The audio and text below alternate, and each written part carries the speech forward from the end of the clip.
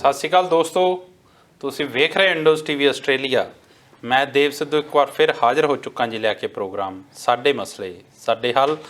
ਤੇ ਦੋਸਤੋ, ਤੁਸੀਂ ਜਾਣਦੇ ਹੋ ਕਿ ਪ੍ਰੋਗਰਾਮ ਅਸੀਂ ਹਰ ਬੁੱਧਵਾਰ ਬਿਲਕੁਲ ਲਾਈਵ ਲੈ ਕੇ ਆਉਂਦੇ ਹਾਂ, ਜਿਹਦੇ ਵਿੱਚ ਦੇਸ਼ ਦੁਨੀਆ ਦੇ ਅਹਿਮ ਮਸਲਿਆਂ ਦੀ ਗੱਲਬਾਤ ਹੁਣ ਕਰਨ ਦੇ ਨਾਲ ਨਾਲ ਤੁਹਾਡੀਆਂ ਟਿੱਪਣੀਆਂ, ਤੁਹਾਡੇ ਸਵਾਲ ਵੀ ਲਏ ਜਾਂਦੇ, ਉਹਨਾਂ 'ਤੇ ਚਰਚਾ ਕੀਤੀ ਜਾਂਦੀ ਹੈ। ਸੋ ਅੱਜ ਵੀ ਤੁਸੀਂ ਆਪਣੀਆਂ ਟਿੱਪਣੀਆਂ ਨਾਲ, ਆਪਣੇ ਸਵਾਲਾਂ ਨਾਲ ਇਸ ਪ੍ਰੋਗਰਾਮ 'ਚ ਸ਼ਿਰਕਤ ਕਰਿਓ। ਤੇ ਨਾਲ ਦੀ ਨਾਲ ਤੁਸੀਂ ਆਪਣੀ ਗੱਲ ਰੱਖਣ ਲਈ ਇਸ ਪ੍ਰੋਗਰਾਮ 'ਚ ਲਾਈਵ ਕਾਲ ਵੀ ਕਰ ਸਕਦੇ ਹੋ। ਲਾਈਵ ਕਾਲ ਕਰਨ ਲਈ ਨੰਬਰ ਨੋਟ ਕਰ ਲਓ। ਨੰਬਰ ਹੈ ਜੀ 07355894336। ਜੇਕਰ ਤੁਸੀਂ ਆਸਟ੍ਰੇਲੀਆ ਤੋਂ ਬਾਹਰੋਂ ਕਾਲ ਕਰ ਰਹੇ ਹੋ ਤਾਂ ਆਸਟ੍ਰੇਲੀਆ ਦਾ ਕੋਡ ਲਾ ਕੇ +61 7355894336 'ਤੇ ਕਾਲ ਕਰਕੇ ਤੁਸੀਂ ਆਪਣੀ ਗੱਲ ਇਸ ਪ੍ਰੋਗਰਾਮ 'ਚ ਰੱਖ ਸਕਦੇ ਹੋ। ਤੇ ਹਰ ਵਾਰ ਦੀ ਤਰ੍ਹਾਂ ਮੇਰਾ ਸਾਥ ਦੇ ਰਹੇ ਨੇ ਦਲਜੀਤ ਸਿੰਘ ਜੀ। ਆਓ ਪਹਿਲਾਂ ਉਹਨਾਂ ਦਾ ਸਵਾਗਤ ਕਰੀਏ, ਫਿਰ ਕਰਦੇ ਹਾਂ ਅਗਲੀ ਗੱਲਬਾਤ। ਦਲਜੀਤ ਜੀ, ਪਿਆਰ ਭਰੀ ਸਤਿ ਸ਼੍ਰੀ ਅਕਾਲ ਤੇ ਨਿੱਘਾ ਸਵਾਗਤ ਜੀ। ਸਤਿ ਸ਼੍ਰੀ ਅਕਾਲ ਜੀ ਦੇਵ ਸਿੱਧੂ ਸਾਹਿਬ, ਤੇ ਸਤਿ ਸ਼੍ਰੀ ਅਕਾਲ ਸਾਰੇ ਇੰਡੋਜ਼ ਟੀਵੀ ਦੇਖ ਰਹੇ ਦਰਸ਼ਕਾਂ ਨੂੰ। ਤੇ ਆਸ ਕਰਦਾ ਕਿ ਤੁਸੀਂ ਖੁਸ਼ ਹੋਵੋਗੇ, ਤੰਦਰੁਸਤ ਹੋਵੋਗੇ। ਹੋਰ ਦਲਜੀਤ ਜੀ, ਕਿੱਦਾਂ ਹਾਲ ਚਾਲ? ਪਿਛਲੇ ਹਫ਼ਤੇ ਛੁੱਟੀ ਕਰਕੇ ਤੁਸੀਂ? ਹਾਲ ਚਾਲ ਛੁੱਟੀ ਮੈਂ ਨਹੀਂ ਅਸਲ ਵਿੱਚ ਕੀਤੀ। ਅਸਲ ਵਿੱਚ ਕੁਈਨਸਲੈਂਡ ਦੇ ਵਿੱਚ ਲੋਕਡਾਊਨ ਲੱਗ ਗਿਆ ਸੀ ਲਾਸਟ ਵੀਕ। ਤੇ ਕਿਉਂਕਿ ਇੱਥੇ ਆਸਟ੍ਰੇਲੀਆ ਦੇ ਵਿੱਚ ਕਾਫੀ ਕੇਸਿਸ ਆਏ ਜੀ, ਆਪਣੇ ਵੀ 10-12 ਕੇਸਿਸ ਆ ਗਏ। ਤੇ ਕੇਸਿਸ ਆਏ ਵੀ ਡੈਲਟਾ ਵੇਰੀਐਂਟ। ਤੇ ਡੈਲਟਾ ਵੇਰੀਐਂਟ ਕਹਿੰਦੇ ਵੀ ਇਹ ਹਵਾ ਦੇ ਵਿੱਚ ਰਲ ਜਾਂਦਾ, ਹਵਾ ਤੋਂ ਹੀ ਜ਼ਿਆਦਾ ਇਹ ਦੂਜਿਆਂ ਤੱਕ ਫੈਲਦਾ ਆ। ਇਸ ਕਰਕੇ ਕਾਫੀ ਚਿੰਤਾਜਨਕ ਸਥਿਤੀ ਵੀ ਬਣੀ ਸੀ। ਰੋਜ਼ ਦੇ 10 ਕੇਸਿਸ ਆਉਣ ਲੱਗ ਪਏ ਸੀ, 15-16 ਇੱਥੇ ਤੱਕ। ਤੇ ਉਹਦੇ ਮੱਦੇ ਨਜ਼ਰ ਕੁਈਨਸਲੈਂਡ ਗੌਰਮੈਂਟ ਨੇ ਇੱਥੇ ਟਰੈਵਲ ਬੈਨ ਸਾਰੇ ਕਰ ਦਿੱਤਾ ਸੀ, ਲੋਕਡਾਊਨ ਲਾ ਦਿੱਤਾ ਸੀ। ਇੱਥੇ ਦੀ ਸਥਿਤੀ ਇਸ ਕਰਕੇ ਵੀ ਵਧੀਆ ਵੀ ਜੇ ਲੋਕਡਾਊਨ ਆ ਤਾਂ ਲੋਕਡਾਊਨ ਆ ਬਿਲਕੁਲ। ਸਿਰਫ ਜਿਹਨਾਂ ਨੂੰ ਬਹੁਤ ਜ਼ਿਆਦਾ ਜ਼ਰੂਰਤ ਹੈ ਉਹੀ ਲੋਕ ਬਾਹਰ ਨਿਕਲੇ, ਤੁਸੀਂ ਵੀ ਦੇਖਿਆ ਹੋਣਾ। ਤੇ ਬਾਕੀ ਸਾਰੇ ਘਰਾਂ ਦੇ ਵਿੱਚ ਰਹੇ ਆ। ਤੇ ਅਸੀਂ ਵੀ ਜਿਹੜੀ ਗੌਰਮੈਂਟ ਦੀ ਜੋ ਹੈਗੀ ਸੀਗੀ ਪਾਲਣਾ ਕੀਤੀ ਅਸੀਂ ਹੁਕਮਾਂ ਦੀ। ਬਿਲਕੁਲ। ਮੈਂ ਇੱਥੇ ਸਾਫ਼ ਕਰਦਾ ਹੀ, ਨਹੀਂ ਤਾਂ ਦਲਜੀਤ ਜੀ ਨੇ ਪ੍ਰੋਗਰਾਮ ਤੋਂ ਬਾਅਦ ਮੈਨੂੰ ਘੇਰ ਲੈਣਾ ਆ। ਐਕਚੁਅਲੀ ਉਹ ਤਾਂ ਤਿਆਰ ਸੀ ਪ੍ਰੋਗਰਾਮ ਕਰਨ ਨੂੰ, ਉਹ ਰੈਡੀ ਰਹਿੰਦੇ ਆ। ਮੈਂ ਫੋਨ ਕੀਤਾ ਸੀ, ਮੈਂ ਉਹਨਾਂ ਨੂੰ ਕਿਹਾ ਦਲਜੀਤ ਜੀ ਲੋਕਡਾਊਨ ਆ ਤੇ ਆਪਾਂ ਰਹਿੰਦੀ ਹੈ। ਨਹੀਂ, ਉਹਦੇ ਵਿੱਚ ਦੇਖੋ ਐਸੈਂਸ਼ੀਅਲ ਸਰਵਿਸਿਜ਼ ਲਈ ਗੌਰਮੈਂਟ ਨੇ ਕਿਹਾ ਸੀ, ਅਸੀਂ ਰੂਲ ਨਹੀਂ ਕੋਈ ਤੋੜਿਆ। ਐਸੈਂਸ਼ੀਅਲ ਸਰਵਿਸ ਸਾਡੀ ਇਹ ਵੀ ਐਸੈਂਸ਼ੀਅਲ ਸਰਵਿਸ ਬਣਦੀ ਆ ਕਿ ਲੋਕਾਂ ਤੱਕ ਅਸੀਂ ਨਿਊਜ਼ ਪਹੁੰਚਾਈਏ, ਕਿਉਂਕਿ ਸਾਡੀ ਇਹ ਇੱਕ ਜੌਬ ਵੀ, ਕੋਸ਼ਿਸ਼ ਵੀ ਆ ਤੇ ਸਾਡੀ ਇਹ ਜ਼ਿੰਮੇਵਾਰੀ ਵੀ ਹੈ ਕਿ ਜੋ ਕੁਛ ਹੋ ਰਿਹਾ ਆ ਉਹਦੇ ਤੱਕ ਲੋਕਾਂ ਤੱਕ ਅਸੀਂ ਪਹੁੰਚਾਈਏ ਕਿ ਲੋਕਡਾਊਨ ਦੇ ਵਿੱਚ ਤੁਸੀਂ ਕੀ ਕਰਨਾ। ਅਸੀਂ ਬਹੁਤ ਵੱਡੀ ਇੱਕ ਭੂਮਿਕਾ ਜਿਹੜੀ ਆ ਨਿਭਾਈ ਵੀ ਆ ਇੰਡੋਜ਼ ਟੀਵੀ ਨੇ ਹਮੇਸ਼ਾ। ਪਰ ਇਸ ਗੱਲ ਦੀ ਸਾਨੂੰ ਬਹੁਤ ਵਧੀਆ ਵੀ ਹੈਗੀ ਗੱਲ ਕਿ ਜਿੱਦਾਂ ਹੁਣ ਨਿਊ ਸਾਊਥ ਵੇਲਸ ਦੇ ਵਿੱਚ ਆ ਕੱਲ 375 ਦੇ ਕਰੀਬ ਕੇਸ ਆਏ ਆ, 200 ਤੋਂ ਉੱਤੇ ਦੇ ਕੇਸ ਆ ਰਹੇ ਆ ਪਿਛਲੇ ਕਈ ਦਿਨਾਂ ਤੋਂ ਸਿਡਨੀ ਦੇ ਵਿੱਚ। ਬਹੁਤ ਚਿੰਤਾਜਨਕ ਹਾਲਾਤ ਆ। ਪਰ ਅਸੀਂ ਲੱਕੀ ਰਹੇ ਆ ਵੀ ਕੁਈਨਸਲੈਂਡ ਦੇ ਲੋਕ ਬਹੁਤ ਜ਼ਿਆਦਾ ਹੁਕਮਾਂ ਦੀ ਪਾਲਣਾ ਕਰਦੇ ਆ। ਕੋਈ ਵੀ ਜੇ ਗੌਰਮੈਂਟ ਨੇ ਕਿਹਾ ਵੀ ਮਾਸਕ ਤੋਂ ਬਿਨਾਂ ਬਾਹਰ ਨਹੀਂ, ਮੈਨੂੰ ਲੱਗਦਾ ਵੀ ਆਹ 2 ਵੀਕ ਤੋਂ ਕਿਸੇ ਬੰਦੇ ਨੂੰ ਮੈਂ ਮਾਸਕ ਤਾਂ ਮੈਨੂੰ ਲੱਗਦਾ ਮੂੰਹ ਹੀ ਨਹੀਂ ਦੇਖਿਆ। ਆਪਣੇ ਇੱਥੇ ਦੇਖੋ ਰਹੇ ਆ ਤੇ ਅਦਰਵਾਈਜ਼ ਜਿਹੜੇ ਆ ਮਾਸਕ ਪਾ ਕੇ ਸਾਰਿਆਂ ਨੇ ਪੂਰਾ ਹੁਕਮਾਂ ਦੀ ਪਾਲਣਾ ਕੀਤੀ, ਜਿਹਦੇ ਕਰਕੇ ਅੱਜ ਫਿਰ ਲੋਕਡਾਊਨ ਆਪਣਾ ਖੁੱਲ ਗਿਆ। ਪਰ ਨਿਊ ਸਾਊਥ ਵੇਲਸ ਦੇ ਵਿੱਚ ਜਿਸ ਤਰੀਕੇ ਦੇ ਨਾਲ ਲੋਕਾਂ ਨੇ ਵਿਰੋਧ ਕੀਤੇ ਆ ਉਹ ਵੀ ਇੱਕ ਚਿੰਤਾਜਨਕ ਹੈ ਕਿ ਲੋਕੀ ਸਾਥ ਜਦੋਂ ਨਾ ਦੇਣ ਉਸ ਵੇਲੇ ਜਿਹੜੀਆਂ ਸਰਕਾਰਾਂ ਆ ਉਹ ਵੀ ਅਸਹਾਈ ਹੋ ਜਾਂਦੀਆਂ। ਬਿਲਕੁਲ। ਜਦੋਂ ਆਪਾਂ ਭਾਰਤ ਦੇ ਵਿੱਚ ਜਦੋਂ ਮੋਟਰਸਾਈਕਲ 'ਤੇ ਨਿਕਲਦੇ ਹੁੰਦੇ ਸੀ, ਜਿੱਦਾਂ ਮੂੰਹ ਸਿਰ ਲਪੇਟੇ ਹੁੰਦੇ ਸੀ, ਉੱਦਾਂ ਦਾ ਦ੍ਰਿਸ਼ ਹੁਣ ਇੱਥੇ ਵੇਖਣ ਨੂੰ ਮਿਲਦਾ ਆ।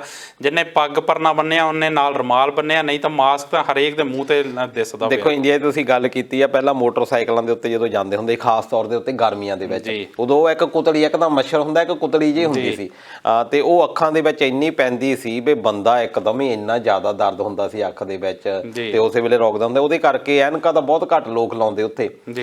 ਤੇ ਉਹ ਇੱਕ ਸਾਫਾ ਜਿਹਾ ਜਾਂ ਤੌਲੀਆ ਨਾਲ ਏਦਾਂ ਰੱਖ ਲੈਣਾ ਜਿਹੜਾ, ਜਾਂ ਰੁਮਾਲ ਬੰਨ ਲੈਣਾ। ਤੇ ਪੁਲਿਸ ਉਸ ਵੇਲੇ ਚਲਾਨ ਕੱਟਦੀ ਹੁੰਦੀ ਸੀ ਵੀ ਇਹਦੇ ਨਾਲ, ਕਿਉਂਕਿ ਇਹਦੇ ਨਾਲ ਕੋਈ ਸ਼ਰਾਰਤੀ ਅਨਸਰ ਜਿਹੜੇ ਆ ਵਾਰਦਾਤਾਂ ਵੀ ਕਰ ਜਾਂਦੇ ਹੁੰਦੇ ਸੀ।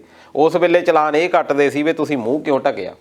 ਹੁਣ ਚਲਾਨ ਇਸ ਕਰਕੇ ਕੱਟ ਹੋ ਰਹੇ ਆ ਵੀ ਤੁਸੀਂ ਮੂੰਹ ਕਿਉਂ ਨਹੀਂ ਢੱਕਿਆ।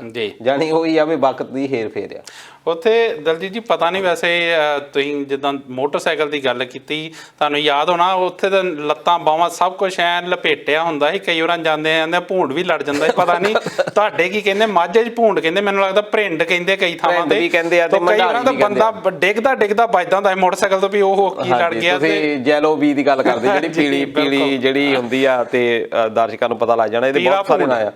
ਹਾਂਜੀ, ਭੂੰਡ ਵੀ ਕਹਿ ਦਿੰਦੇ ਆ, ਭਰਿੰਡ ਵੀ ਕਹਿ ਦਿੰਦੇ ਆ, ਸਾਡੇ ਵਾਲੇ ਪਾਸੇ ਮੰਡਾਲੀ ਇਹਨੂੰ ਕਹਿ ਦਿੰਦੇ ਆ। ਤੇ ਇਹ ਵੀ ਬੜੀ ਖਤਰਨਾਕ ਹੈ। ਇਹਦੀ ਖਾਸੀਅਤ ਇਹ ਆ ਵੀ ਜਦੋਂ ਲੜ ਜਾਂਦੀ ਆ ਨਾ ਜਾਨੀ ਜਿੱਡੀ ਅੱਖ ਤੁਹਾਡੇ ਅੰਦਰ ਆ ਇੰਨੀ ਅੱਖ ਇਹ ਬਾਹਰ ਕੱਢ ਦਿੰਦੀ ਆ ਤੇ ਜੇ ਬੁੱਲ ਦੇ ਉੱਤੇ ਫਿਰ ਲੜਦੀ ਵੀ ਇਹ ਮੂੰਹ ਤੇ ਹੀ ਆ ਜ਼ਿਆਦਾ, ਜਾਨੀ ਜੋ ਹਾਜ਼ਰੀ ਲਵਾਉਂਦੀ ਪੱਕੀ ਲਵਾਉਂਦੀ ਆ 2-4 ਦਿਨ ਬੰਦੇ ਨੂੰ ਪਤਾ ਲੱਗਦਾ ਵੀ ਕਿਸੇ ਨਾਲ ਮੇਲ ਜੋਲ ਹੋਇਆ। ਬਿਲਕੁਲ ਇਸ ਮੰਡਾ ਦਾ ਜਿਹੜੀ ਇਹ ਹੈਗੀ ਮੱਖੀ ਇਹਦਾ ਖਾਸੀਅਤ ਇਹ ਆ ਵੀ ਸਰੀਰ ਦੇ ਹੋਰ ਅੰਗਾਂ ਤੇ ਮੈਂ ਨਹੀਂ ਲੜਦੀ ਕਦੇ ਦੇਖੀ, ਇਹ ਜਦੋਂ ਲੜਦੀ ਆ ਇਹਨੇ ਜਾਂ ਅੱਖ ਤੇ ਲੜਦੀ ਆ, ਮੂੰਹ ਤੇ ਵੀ ਲੜਨਾ ਇਹਨੇ ਅੱਖ ਲੱਭਣੀ ਅੱਖ ਦੇ ਉੱਤੇ ਜਾਂ ਬੁੱਲ, ਦੋ ਚੀਜ਼ਾਂ ਆ, ਬੜੀ ਚਲਾਕ ਆ ਇਹ ਮੱਖੀ। ਤੇ ਦਲਜੀਤ ਜੀ ਆਪਾਂ ਖਬਰਾਂ ਵੱਲ ਵਧੀਏ ਤੇ ਸਭ ਤੋਂ ਪਹਿਲਾਂ ਆਪਾਂ ਕਰੋਨਾ ਦੀ ਗੱਲ ਕੀਤੀ ਹੈ ਤੇ ਕਰੋਨਾ ਦੇ ਨਾਲ ਰਲਦੀ ਮੈਂ ਪੰਜਾਬ ਦੀ ਗੱਲ ਕਰਨੀ ਚਾਹੂੰਗਾ। ਪੰਜਾਬ ਦੇ ਵਿੱਚ ਸਕੂਲ ਖੁੱਲ੍ਹ ਗਏ, ਬੱਚਿਆਂ ਨੂੰ ਸਕੂਲ ਕਾਫੀ ਚਿਰ ਤੋਂ ਬੱਚੇ ਘਰ ਸੀਗੇ, ਇੱਕ ਵਾਰ ਔਨਲਾਈਨ ਪੜ੍ਹਾਈ ਦਾ ਦੌਰ ਵੀ ਚੱਲਿਆ, ਹੁਣ ਸਕੂਲ ਖੁੱਲ੍ਹ ਗਏ ਤੇ ਇਹਦੇ ਨਾਲ ਕਰੋਨਾ ਦੇ ਕੇਸ ਵੀ ਸਕੂਲਾਂ ਦੇ ਵਿੱਚ ਪਾਏ ਜਾਣ ਲੱਗੇ, ਕਿੱਦਾਂ ਦੇਖਦੇ ਹੋ? ਦੇਖੋ ਇਹਦੇ ਬਾਰੇ ਦੋ ਸਥਿਤੀਆਂ ਬਣੀਆਂ ਹੋਈਆਂ ਕਿ ਬੱਚੇ ਪਹਿਲਾਂ ਤਾਂ ਇਹ ਸੀ ਕਿ ਬੱਚਿਆਂ ਦਾ ਜਿਹੜਾ ਵਿਦਿਅਕ ਮਾਹੌਲ ਆ ਉਹ ਨਹੀਂ ਬਣ ਪਾਇਆ। ਹੁਣ ਤੁਸੀਂ ਦੇਖੋ ਕਿ ਮੇਰੀ ਚਰਚਾ ਹੁੰਦੀ ਸੀ ਕਿਉਂਕਿ ਐਜੂਕੇਸ਼ਨ ਦੇ ਨਾਲ ਜੁੜੇ ਰਹੇ ਆ, ਐਜੂਕੇਟਰ ਜਿੰਨੇ ਵੀ ਹੈਗੇ ਉਹਨਾਂ ਦੇ ਨਾਲ ਗੱਲਾਂ ਬਾਤਾਂ ਹੁੰਦੀਆਂ ਰਹਿੰਦੀਆਂ, ਉਹ ਦੱਸਦੇ ਆ ਵੀ ਤੀਜੀ ਤੇ ਪੰਜਵੀਂ ਦਾ ਜਿਹੜਾ ਵਿਦਿਆਰਥੀ ਆ ਉਹਦੇ ਵਿੱਚ ਫਰਕ ਹੀ ਕੋਈ ਨਹੀਂ ਰਿਹਾ। ਬਿਲਕੁਲ 7ਵੀਂ 8ਵੀਂ ਦਾ ਜਿਹੜਾ ਬੱਚੇ ਦਾ ਮੈਂਟਲੀ ਲੈਵਲ ਆ ਉਹ ਤਾਂ 5ਵੀਂ 6ਵੀਂ ਦਾ ਬਣ ਗਿਆ। ਇੱਕ ਇਹਦੇ ਤੋਂ ਪਤਾ ਲੱਗਾ ਵੀ ਮਾਸਟਰ ਅਧਿਆਪਕ ਕਿੰਨਾ ਜ਼ਰੂਰੀ ਹੈ, ਕਿਉਂਕਿ ਇੱਕ ਬਹਿਸ ਚੱਲ ਗਈ ਸੀ ਕਿ ਜਿਹੜੇ ਆਨਲਾਈਨ ਇੰਨਾ ਕੁ ਸਾਡੇ ਕੋਲ ਸਿਸਟਮ ਹੋ ਗਿਆ, ਸਾਡੇ ਕੋਲ ਵਿਜ਼ੂਅਲ ਆਡੀਓ ਇੰਨੀਆਂ ਏਡਸ ਹੋ ਗਈਆਂ, ਹੁਣ ਸਾਨੂੰ ਜ਼ਰੂਰਤ ਹੀ ਨਹੀਂ ਅਧਿਆਪਕ ਦੀ, ਅਸੀਂ ਜਿਹੜੇ ਆ ਸਿਰਫ ਦਿਖਾ ਕੇ ਇੱਕ ਜਿਹੜਾ ਇਦਾਂ ਦੇ ਕੈਮਰੇ ਲਾਵਾਂਗੇ ਤੇ ਬੱਚਿਆਂ ਨੂੰ ਪੜ੍ਹਾ ਦਾਂਗੇ। ਉਹ ਜਿਹੜੀ ਕੋਸ਼ਿਸ਼ ਹੈ ਉਹ ਵੀ ਫੇਲ ਹੋਈ ਹੈ। ਅਧਿਆਪਕ ਅੱਜ ਵੀ ਜ਼ਰੂਰੀ ਹੈ, ਜਿੰਨਾ ਪਹਿਲਾਂ ਜ਼ਰੂਰੀ ਸੀ ਅੱਜ ਵੀ ਜ਼ਰੂਰੀ ਹੈ। ਪਰ ਜਿਹੜੀ ਕਰੋਨਾ ਇਹ ਆਈ ਆ ਇਹਨੇ ਇੱਕ ਤਾਂ ਸਾਡੀ ਇਹ ਪੋਲ ਖੋਲ ਦਿੱਤੀ ਵੀ ਸਾਇੰਸ ਨੇ ਤਰੱਕੀ ਬਹੁਤ ਕਰ ਦਿੱਤੀ ਆ, ਪਰ ਬੰਦੇ ਦਾ ਅੱਜ ਵੀ ਕੋਈ ਲੈ ਨਹੀਂ ਸਕਦਾ, ਉਹਦਾ ਥਾਂ ਆਪਣਾ ਆ, ਅਧਿਆਪਕ ਦਾ ਸਥਾਨ ਆਪਣਾ। ਹੁਣ ਬੱਚੇ ਜਿਹੜੇ ਆ ਸਕੂਲ ਜਾਣੇ ਸ਼ੁਰੂ ਹੋਏ ਪਿਛਲੇ ਹਫ਼ਤੇ ਤੋਂ, ਪਰ ਜਿਸ ਤਰੀਕੇ ਦੇ ਨਾਲ ਅੰਮ੍ਰਿਤਸਰ ਦੇ ਵਿੱਚ ਕੇਸ ਆਏ ਆ, ਨਵੇਂ ਸ਼ਹਿਰ ਦੇ ਕੋਲ ਸਡੋਏ ਦੇ ਵਿੱਚ ਕੇਸ ਆਏ ਆ, ਲੁਧਿਆਣੇ ਦੇ ਵਿੱਚ ਕੇਸ ਆਏ ਆ, ਕਈ ਸਕੂਲ ਜਿਹੜੇ ਆ ਬੰਦ ਕਰਨੇ ਪਏ ਆ। ਇਹਦਾ ਕਾਰਨ ਇੱਕ ਹੀ ਆ ਕਿ ਇਹ ਕਿੱਥੋਂ ਆ ਗਏ। ਇਹਦਾ ਮਤਲਬ ਪਹਿਲਾਂ ਵੀ ਹੈਗੇ ਆ ਕਰੋਨਾ ਦੇ ਕੇਸਿਸ ਜਿਹੜੇ ਆ, ਪਰ ਲੋਕ ਜਿਹੜੇ ਆ ਉਹ ਇੰਨਾ ਅਵੇਅਰ ਨਹੀਂ ਹੋ ਰਹੇ, ਜਾਂ ਸਰਕਾਰਾਂ ਵੀ ਜਿਹੜੀਆਂ ਉਹ ਵੀ ਅਵੇਸੜੀਆਂ ਹੋ ਜਾਂਦੀਆਂ ਜਦੋਂ ਤਾਂ ਇਹਨਾਂ ਨੇ, ਕਿਉਂਕਿ ਰੈਲੀਆਂ ਦਾ ਵੇਲਾ ਆਉਂਦਾ ਉਸ ਵੇਲੇ ਪਤਾ ਨਹੀਂ ਤਾਂ ਅੰਕੜੇ ਲੁਕਾ ਲੈਂਦੇ ਆ, ਪਰ ਜਿਹੜੀ ਆਮ ਲੋਕ ਆ ਉਹ ਲੁਕਾਈ ਆ, ਉਹਨਾਂ ਨੂੰ ਜਿਹੜਾ ਜ਼ਰੂਰ ਭੁਗਤਣਾ ਪੈਂਦਾ, ਖਾਸ ਤੌਰ ਤੇ ਜਦੋਂ ਸਕੂਲਾਂ ਦੇ ਵਿੱਚ ਇਹ ਆ ਜਾਂਦੇ ਆ ਤੇ ਉਸ ਤੋਂ ਬਾਅਦ ਸਾਰਾ ਫਿਰ ਸਮਾਜ ਜਿਹੜਾ ਉਹ ਖਤਰੇ ਦੇ ਵਿੱਚ ਹੈ, ਕਿਉਂਕਿ ਬੱਚਿਆਂ ਨੇ ਫਿਰ ਘਰਾਂ ਦੇ ਵਿੱਚ ਵੀ ਜਾਣਾ, ਇੱਕ ਕੈਰੀਅਰ ਦਾ ਕੰਮ ਕਰ ਦਿੰਦੇ ਬੱਚੇ। ਇਹ ਦਲਜੀਤ ਜੀ ਜਿਹੜੀ ਤੁਸੀਂ ਗੱਲ ਕੀਤੀ ਨਾ ਕਿ ਜਿਹੜੀ ਆਨਲਾਈਨ ਪੜ੍ਹਾਈ ਆ ਤਾਂ ਉਹਦੇ ਨਾਲ ਮੈਂਟਲ ਲੈਵਲ ਕਾਫੀ ਡਾਊਨ ਆ ਗਿਆ ਬੱਚਿਆਂ ਦਾ, ਕਿਉਂਕਿ ਇਹ ਜਿਹੜੀ ਚਾਹੇ ਤਕਨੀਕ ਜਿੰਨਾ ਮਰਜ਼ੀ ਵਾਧਾ ਕਰ ਲਵੇ, ਚਾਹੇ ਆਪਾਂ ਜਿੱਦਾਂ ਤੁਸੀਂ ਗੱਲ ਕੀਤੀ ਕਿ ਅਧਿਆਪਕ ਨੂੰ ਨਹੀਂ ਬਦਲਿਆ ਜਾ ਸਕਦਾ, ਅਧਿਆਪਕ ਨੂੰ ਰੀਪਲੇਸ ਨਹੀਂ ਕੀਤਾ ਜਾ ਸਕਦਾ, ਉੱਦਾਂ ਹੀ ਜਿਹੜਾ ਇੱਕ ਸਕੂਲ ਦਾ ਮਾਹੌਲ ਆ, ਜਦੋਂ ਬੱਚਾ ਜਾਂਦਾ ਆ ਤਾਂ ਆਪਣੇ ਸਹਿਯੋਗੀ ਆਪਣੇ ਕਲਾਸਮੇਟਸ ਤੋਂ ਜਾਂ ਉਹ ਸਕੂਲ ਦੇ ਮਾਹੌਲ ਚੋਂ, ਡਿਸਿਪਲਿਨ ਚੋਂ ਬਹੁਤ ਕੁਝ ਸਿੱਖਦਾ ਆ। ਹੁਣ ਇੱਕ ਜਦੋਂ ਕਮਰੇ 'ਚ ਬੈਠ ਕੇ ਆਨਲਾਈਨ ਪੜ੍ਹਾਈ 'ਚੋਂ ਮੇਰੇ ਖਿਆਲ ਉਹ ਕੁਝ ਨਹੀਂ ਮਿਲ ਸਕਦਾ ਜੋ ਸਾਨੂੰ ਸਕੂਲਾਂ 'ਚ ਮਿਲਦਾ ਆ। ਬਿਲਕੁਲ ਤੁਹਾਡੀ ਇਹ ਜਾਇਜ਼ ਗੱਲ ਆ, ਬਿਲਕੁਲ ਇਹ ਮਾਹੌਲ ਜਿਹੜਾ ਆ ਅਸਲੀ ਚੀਜ਼, ਪੜ੍ਹਾਈ ਤਾਂ ਬਾਅਦ ਦੀ ਗੱਲ, ਬਿਲਕੁਲ ਜਿਹੜਾ ਮਾਹੌਲ ਕ੍ਰੀਏਟ ਕਰਨਾ ਖਾਸ ਤੌਰ ਦੇ ਉੱਤੇ ਪ੍ਰਾਇਮਰੀ ਤੇ ਹਾਈ ਸਕੂਲ ਦੇ ਵਿੱਚ, ਇਹਦੇ ਵਿੱਚ ਬੱਚਿਆਂ ਨੂੰ ਡਿਸਪਲਿਨ ਹੀ ਸਿਖਾਇਆ ਜਾਂਦਾ। ਬਿਲਕੁਲ ਤੁਸੀਂ ਪਹਿਲਾਂ ਸੁਣਿਆ ਹੋਣਾ ਵੀ ਜਿਹੜਾ ਜਿੱਦਾਂ ਕ੍ਰਿਸ਼ਨ ਕਨਈਏ ਜਿਹੜੇ ਆਪਾਂ ਰਮਾਇਣ ਜਾਂ ਮਹਾਭਾਰਤ ਵਿੱਚ ਦੇਖਦੇ ਸੀ, ਉਦੋਂ ਪਹਿਲੇ ਜਿਹੜੇ 16-17 ਸਾਲ ਆ ਬੱਚੇ ਨੂੰ ਜੰਗਲਾਂ ਦੇ ਵਿੱਚ ਉਹ ਰਿਸ਼ੀ ਮੁਨੀ ਸਿਖਾਉਂਦੇ ਹੁੰਦੇ, ਘਰਾਂ ਬਾਰਾਂ ਤੋਂ ਜਿਹੜਾ ਬਾਹਰ ਆ ਉਹਨੂੰ ਆਸ਼ਰਮ ਦੇ ਵਿੱਚ ਪਹਿਲਾ ਜਿਹੜਾ ਆਸ਼ਰਮ ਆ ਉਹ ਆ ਜਾਂਦਾ ਸੀ। ਉਹ ਆਸ਼ਰਮ ਦੇ ਵਿੱਚ ਇਹੀ ਸਿਖਾਇਆ ਜਾਂਦਾ ਸੀ ਕਿ ਤੁਸੀਂ ਡਿਸਪਲਿਨਡ ਕਿੱਦਾਂ ਰਹਿਣਾ, ਨਾਲ ਨਾਲ ਪੜ੍ਹਾਈ ਵੀ ਚੱਲਦੀ ਸੀ, ਪਰ ਅਸਲੀ ਜ਼ੋਰ ਜਿਹੜਾ ਆ ਨੈਤਿਕਤਾ ਦੇ ਉੱਤੇ, ਤੁਸੀਂ ਸੱਚ ਬੋਲਣਾ, ਚੰਗੇ ਕਰਮ ਕਰਨੇ ਆ, ਇਹ ਅਸਲ ਦੇ ਵਿੱਚ ਸਕੂਲ ਦਾ ਬੇਸਿਕ ਸਿਧਾਂਤ ਆ। ਬਾਕੀ ਜਿਹੜੀ ਸਟੱਡੀ ਆ ਉਹ ਤਾਂ ਬਾਅਦ ਵਿੱਚ ਹੁੰਦੀਆਂ ਰਹਿੰਦੀਆਂ, ਅਸਲੀ ਜਿਹੜੀ ਸਟੱਡੀ ਆ ਉਹ ਤਾਂ 10ਵੀਂ ਤੋਂ ਬਾਅਦ ਹੀ ਸ਼ੁਰੂ ਹੁੰਦੀ ਆ। 10ਵੀਂ ਤੱਕ ਤਾਂ ਇਹ ਸਿਖਾਇਆ ਜਾਂਦਾ ਕਿ ਤੁਸੀਂ ਪੜ੍ਹਨਾ ਕਿੱਦਾਂ, ਤੁਸੀਂ ਆਪਣੀ ਜਿਹੜੀ ਸਟੱਡੀ ਆ ਉਹਦਾ ਬੇਸ ਕਿੱਦਾਂ ਬਣਾਉਣਾ, ਤੁਸੀਂ ਇੱਕ ਚੰਗੇ ਇਨਸਾਨ ਕਿੱਦਾਂ ਬਣਨਾ। ਪਰ ਜਦੋਂ ਅਸੀਂ ਉਹ ਚੀਜ਼ਾਂ ਦੇ ਉੱਤੇ ਪ੍ਰਾਇਓਰਟੀ ਇਸ ਚੀਜ਼ ਦੇ ਉੱਤੇ ਦੇਣ ਲੱਗ ਗਏ ਕਿ ਅਸੀਂ ਡਾਕਟਰ ਬਣਾਉਣਾ, ਪਹਿਲੀ ਦੇ ਵਿੱਚ ਥਾਪ ਦਿੱਤਾ ਬੱਚੇ ਨੂੰ, ਉਹਦੇ ਵਿੱਚ ਜਿਹੜੀਆਂ ਕਦਰਾਂ ਕੀਮਤਾਂ ਨੈਤਿਕਤਾ ਉਹ ਕੀ ਆ, ਉਹਦਾ ਸਾਨੂੰ ਫਿਰ ਸਮਾਜ ਦੇ ਵਿੱਚ ਸਾਨੂੰ ਉਹ ਝੇਲਣਾ ਪੈਂਦਾ। ਅੱਜ ਸਮਾਜ ਦੀ ਸਥਿਤੀ ਕੀ ਹੋ ਗਈ ਆ, ਪ੍ਰਵਾਹ ਹੈ ਨਹੀਂ ਕੋਈ, ਗੈਂਗਵਾਰ ਕਿੰਨੀ ਜ਼ਿਆਦਾ ਵੱਧ ਗਈ ਆ, ਇਹ ਜਿਹੜੇ ਫਿਰ ਸਿੱਟੇ ਨਿਕਲਦੇ ਆ। ਬਿਲਕੁਲ ਆਪਾਂ ਪਿਛਲੇ ਸਮੇਂ 'ਚ ਵੀ ਗੱਲ ਕੀਤੀ ਸੀ ਕਿ ਜਿੱਦਾਂ ਦੀ ਇੱਥੋਂ ਦੇ ਦਿਨ ਇਹਨਾਂ ਦੇਸ਼ਾਂ ਦੀ ਸਕੂਲਿੰਗ ਆ ਤੇ ਉਹਦੇ ਨਾਲੋਂ ਭਾਰਤ ਦੀ ਸਕੂਲਿੰਗ ਕਾਫੀ ਵੱਖਰੀ ਆ, ਕਿਉਂਕਿ ਭਾਰਤ ਦੇ ਵਿੱਚ ਜਿਹੜਾ ਬੱਚੇ ਤੇ ਜਿਹੜਾ ਮੈਂਟਲ ਪ੍ਰੈਸ਼ਰ ਹੁੰਦਾ ਉਹ ਬਹੁਤ ਜ਼ਿਆਦਾ ਵੱਧ ਹੁੰਦਾ। ਇੱਥੇ ਨਾਲ ਦੀ ਨਾਲ ਸਪੋਰਟਸ ਨੂੰ ਤਰਜੀਹ ਦਿੱਤੀ ਜਾਂਦੀ ਆ, ਤਾਂ ਹੀ ਉਹ ਮੇਰੇ ਖਿਆਲ ਇਹੀ ਫਰਕ ਆ ਕਿ ਜਿਹੜੀਆਂ ਓਲੰਪਿਕਸ ਵਰਗੀਆਂ ਜਿਹੜੀਆਂ ਖੇਡਾਂ ਹੁੰਦੀਆਂ ਉਹਨਾਂ ਦੇ ਵਿੱਚ ਭਾਰਤ ਦਾ ਜੇ ਇਹਨਾਂ ਦੇਸ਼ਾਂ ਨਾਲ ਮੁਕਾਬਲਾ ਕਰੀਏ ਤਾਂ ਸਥਾਨ ਦਾ ਕਾਫੀ ਫਰਕ ਹੁੰਦਾ ਆ। ਬਿਲਕੁਲ। ਤੇ ਬੱਚੇ ਦੇਖੋ ਕਿ ਆ ਜਿਹੜੇ ਹੁਣ ਆਏ ਵੀ ਆ ਮੈਡਲ, ਉਹ ਗਰੀਬ ਲੋਕਾਂ ਦੇ ਵਿੱਚੋਂ, ਇਹਦਾ ਮਤਲਬ ਟੈਲੈਂਟ ਦੀ ਤਾਂ ਕੋਈ ਘਾਟ ਹੀ ਨਹੀਂ। ਪਰ ਸਾਡੇ ਜਿਹੜੇ ਸਕੂਲਾਂ ਦੇ ਵਿੱਚ ਫਿਰ ਉੱਥੇ ਹੋ ਜਾਂਦਾ ਕਿ ਹਰ ਕੋਈ ਜਿਹੜਾ ਵਿਅਕਤੀ ਉਹ ਇਹ ਚਾਹੁੰਦਾ ਵੀ ਮੇਰਾ ਜਿਹੜਾ ਮੁੰਡਾ ਆ ਉਹ ਡਾਕਟਰ ਜਾਂ ਇੰਜੀਨੀਅਰ ਬਣੇ, ਪਰ ਅਸਲ ਵਿੱਚ ਉਹਨਾਂ ਦੀ ਵੀ ਸੋਚ ਗਲਤ ਨਹੀਂ। ਹੋਰ ਪੈਸਾ ਹੈ ਨਹੀਂ ਕਿਤੇ, ਕਿਤੇ ਲੱਗਦਾ ਹੀ ਨਹੀਂ ਕਿ ਤੁਹਾਨੂੰ ਜਿਹੜਾ ਪੈਸਾ ਮਿਲ ਸਕਦਾ ਆ, ਤੇ ਹੋਰ ਜੌਬਸ ਜਿਹੜੀਆਂ ਇੰਨੀਆਂ ਸਿਕਿਉਰ ਹੀ ਹੈ ਨਹੀਂ। ਰੌਲਾ ਇਹ ਆ ਨਾ ਦਲਜੀਤ ਜੀ ਕਿ ਸਾਡੀਆਂ ਜਿਹੜੀਆਂ ਸਰਕਾਰਾਂ ਉਹ ਬਹੁਤ ਹੁਣ ਚਾਹੇ ਜਦੋਂ ਓਲੰਪਿਕ ਜਿੱਤਿਆ, ਨੀਰਜ ਚੋਪੜਾ ਹੋਣਾ ਨੇ ਸੋਨ ਤਗਮਾ ਜਿੱਤਿਆ ਓਲੰਪਿਕਸ ਦੇ ਵਿੱਚ, ਤੇ ਪ੍ਰਧਾਨ ਮੰਤਰੀ ਸਾਹਿਬ ਨੇ ਫੋਨ ਕਰਕੇ ਉਹਨਾਂ ਨੂੰ ਵਧਾਈ ਦਿੱਤੀ, ਹੋਰ ਵੀ ਬਹੁਤ ਸਾਰਾ ਉਹਨਾਂ ਨੂੰ ਹੌਸਲਾ ਅਫਜਾਈ ਮਿਲੀ। ਪਰ ਪਹਿਲੋਂ ਜਦੋਂ ਨੀਰਜ ਚੋਪੜਾ ਹੋਣਾ ਹੀ ਜਾਂ ਇਹਨਾਂ ਦੇ ਦੂਸਰੇ ਜਿਹੜੇ ਖਿਡਾਰੀ ਆ ਇਹ ਜਾਂ ਜਿੰਨੇ ਵੀ ਭਾਰਤ ਦੇ ਖਿਡਾਰੀ ਆ, ਇਹਨਾਂ ਨੂੰ ਕਿੰਨੀ ਕੁ ਸਰਕਾਰੀ ਮਦਦ ਜਾਂ ਕਿੰਨੀ ਕੁ ਜਿਹੜੀਆਂ ਫੈਸਿਲਿਟੀਆਂ ਮਿਲਣੀਆਂ ਚਾਹੀਦੀਆਂ ਉਹ ਕਿੰਨੀਆਂ ਕੁ ਮਿਲਦੀਆਂ, ਇਹ ਬਹੁਤ ਵੱਡਾ ਸਵਾਲ ਹੈ। ਮੈਂ ਇੱਥੇ ਲਾਲੂ ਪ੍ਰਸਾਦ ਯਾਦਵ ਨੂੰ ਕੋਟ ਕਰਨਾ ਚਾਹੁੰਦਾ।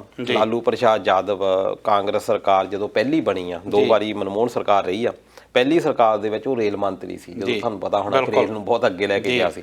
ਜਦੋਂ ਦੂਜੀ ਵਾਰ ਸਰਕਾਰ ਬਣੀ ਆ ਫਿਰ ਇਹ ਪਰਮਾਣੂ ਮੁੱਦੇ ਦੇ ਉੱਤੇ ਕਾਮਰੇਡਾਂ ਨੇ ਸਮਰਥਨ ਵਾਪਸ ਲੈ ਲਿਆ ਸੀ, ਫਿਰ ਬਾਅਦ ਦੇ ਵਿੱਚ ਇਹ ਫਿਰ ਸਰਕਾਰ ਬਣੀ ਜੀ। ਇਹ ਮੋਦੀ ਤੋਂ ਪਹਿਲੇ ਦੀ ਜਿਹੜੀ ਸਰਕਾਰ ਸੀ ਉਹਦੇ ਵਿੱਚ ਲਾਲੂ ਪ੍ਰਸਾਦ ਯਾਦਵ ਇਕੱਲਾ ਹੀ ਜਿੱਤਿਆ ਸੀ, ਬਾਕੀ ਉਹਦੀ ਪਾਰਟੀ ਨੂੰ ਬਹੁਤ ਵੱਡਾ ਨੁਕਸਾਨ ਹੋਇਆ ਸੀ ਉੱਥੇ।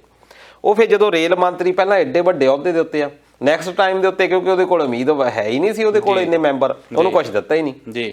ਉਹ ਫਿਰ ਲੋਕਾਂ ਨੇ ਜਾਂ ਰਿਪੋਰਟਰਸ ਨੇ ਉਹਨੂੰ ਸਵਾਲ ਕੀਤਾ ਕਿ ਬਈ ਲਾਲੂ ਸਾਹਿਬ ਤੁਸੀਂ ਪਿਛਲੀ ਵਾਰ ਰੇਲ ਵਿਭਾਗ ਸੀ ਤੁਹਾਡੇ ਕੋਲ, ਇਸ ਵਾਰ ਤੁਹਾਡੇ ਨਾਲ ਧੋਖਾ ਨਹੀਂ ਹੋਇਆ ਵੀ ਕਾਂਗਰਸ ਨੇ ਧੋਖਾ ਨਹੀਂ ਕੀਤਾ, ਤੁਹਾਨੂੰ ਦਿੱਤਾ ਨਹੀਂ ਕੁਛ। ਉਹ ਕਹਿੰਦਾ ਅਸਲ ਵਿੱਚ ਧੋਖੇ ਵਾਲੀ ਗੱਲ ਨਹੀਂ, ਵੀ ਪੋਲਿਟਿਕਸ ਦੇ ਵਿੱਚ ਜਿਹੜਾ ਜਿੱਤਦਾ ਹੁੰਦਾ ਨਾ ਉਹਦੀ ਅਹਿਮੀਅਤ ਆ, ਬਿਲਕੁਲ ਜਿਹੜਾ ਬੰਦਾ ਹਾਰਦਾ ਉਹਦੇ ਨਾਲ ਕਿਸੇ ਦੀ ਕੋਈ ਹਮਦਰਦੀ ਨਹੀਂ ਹੁੰਦੀ।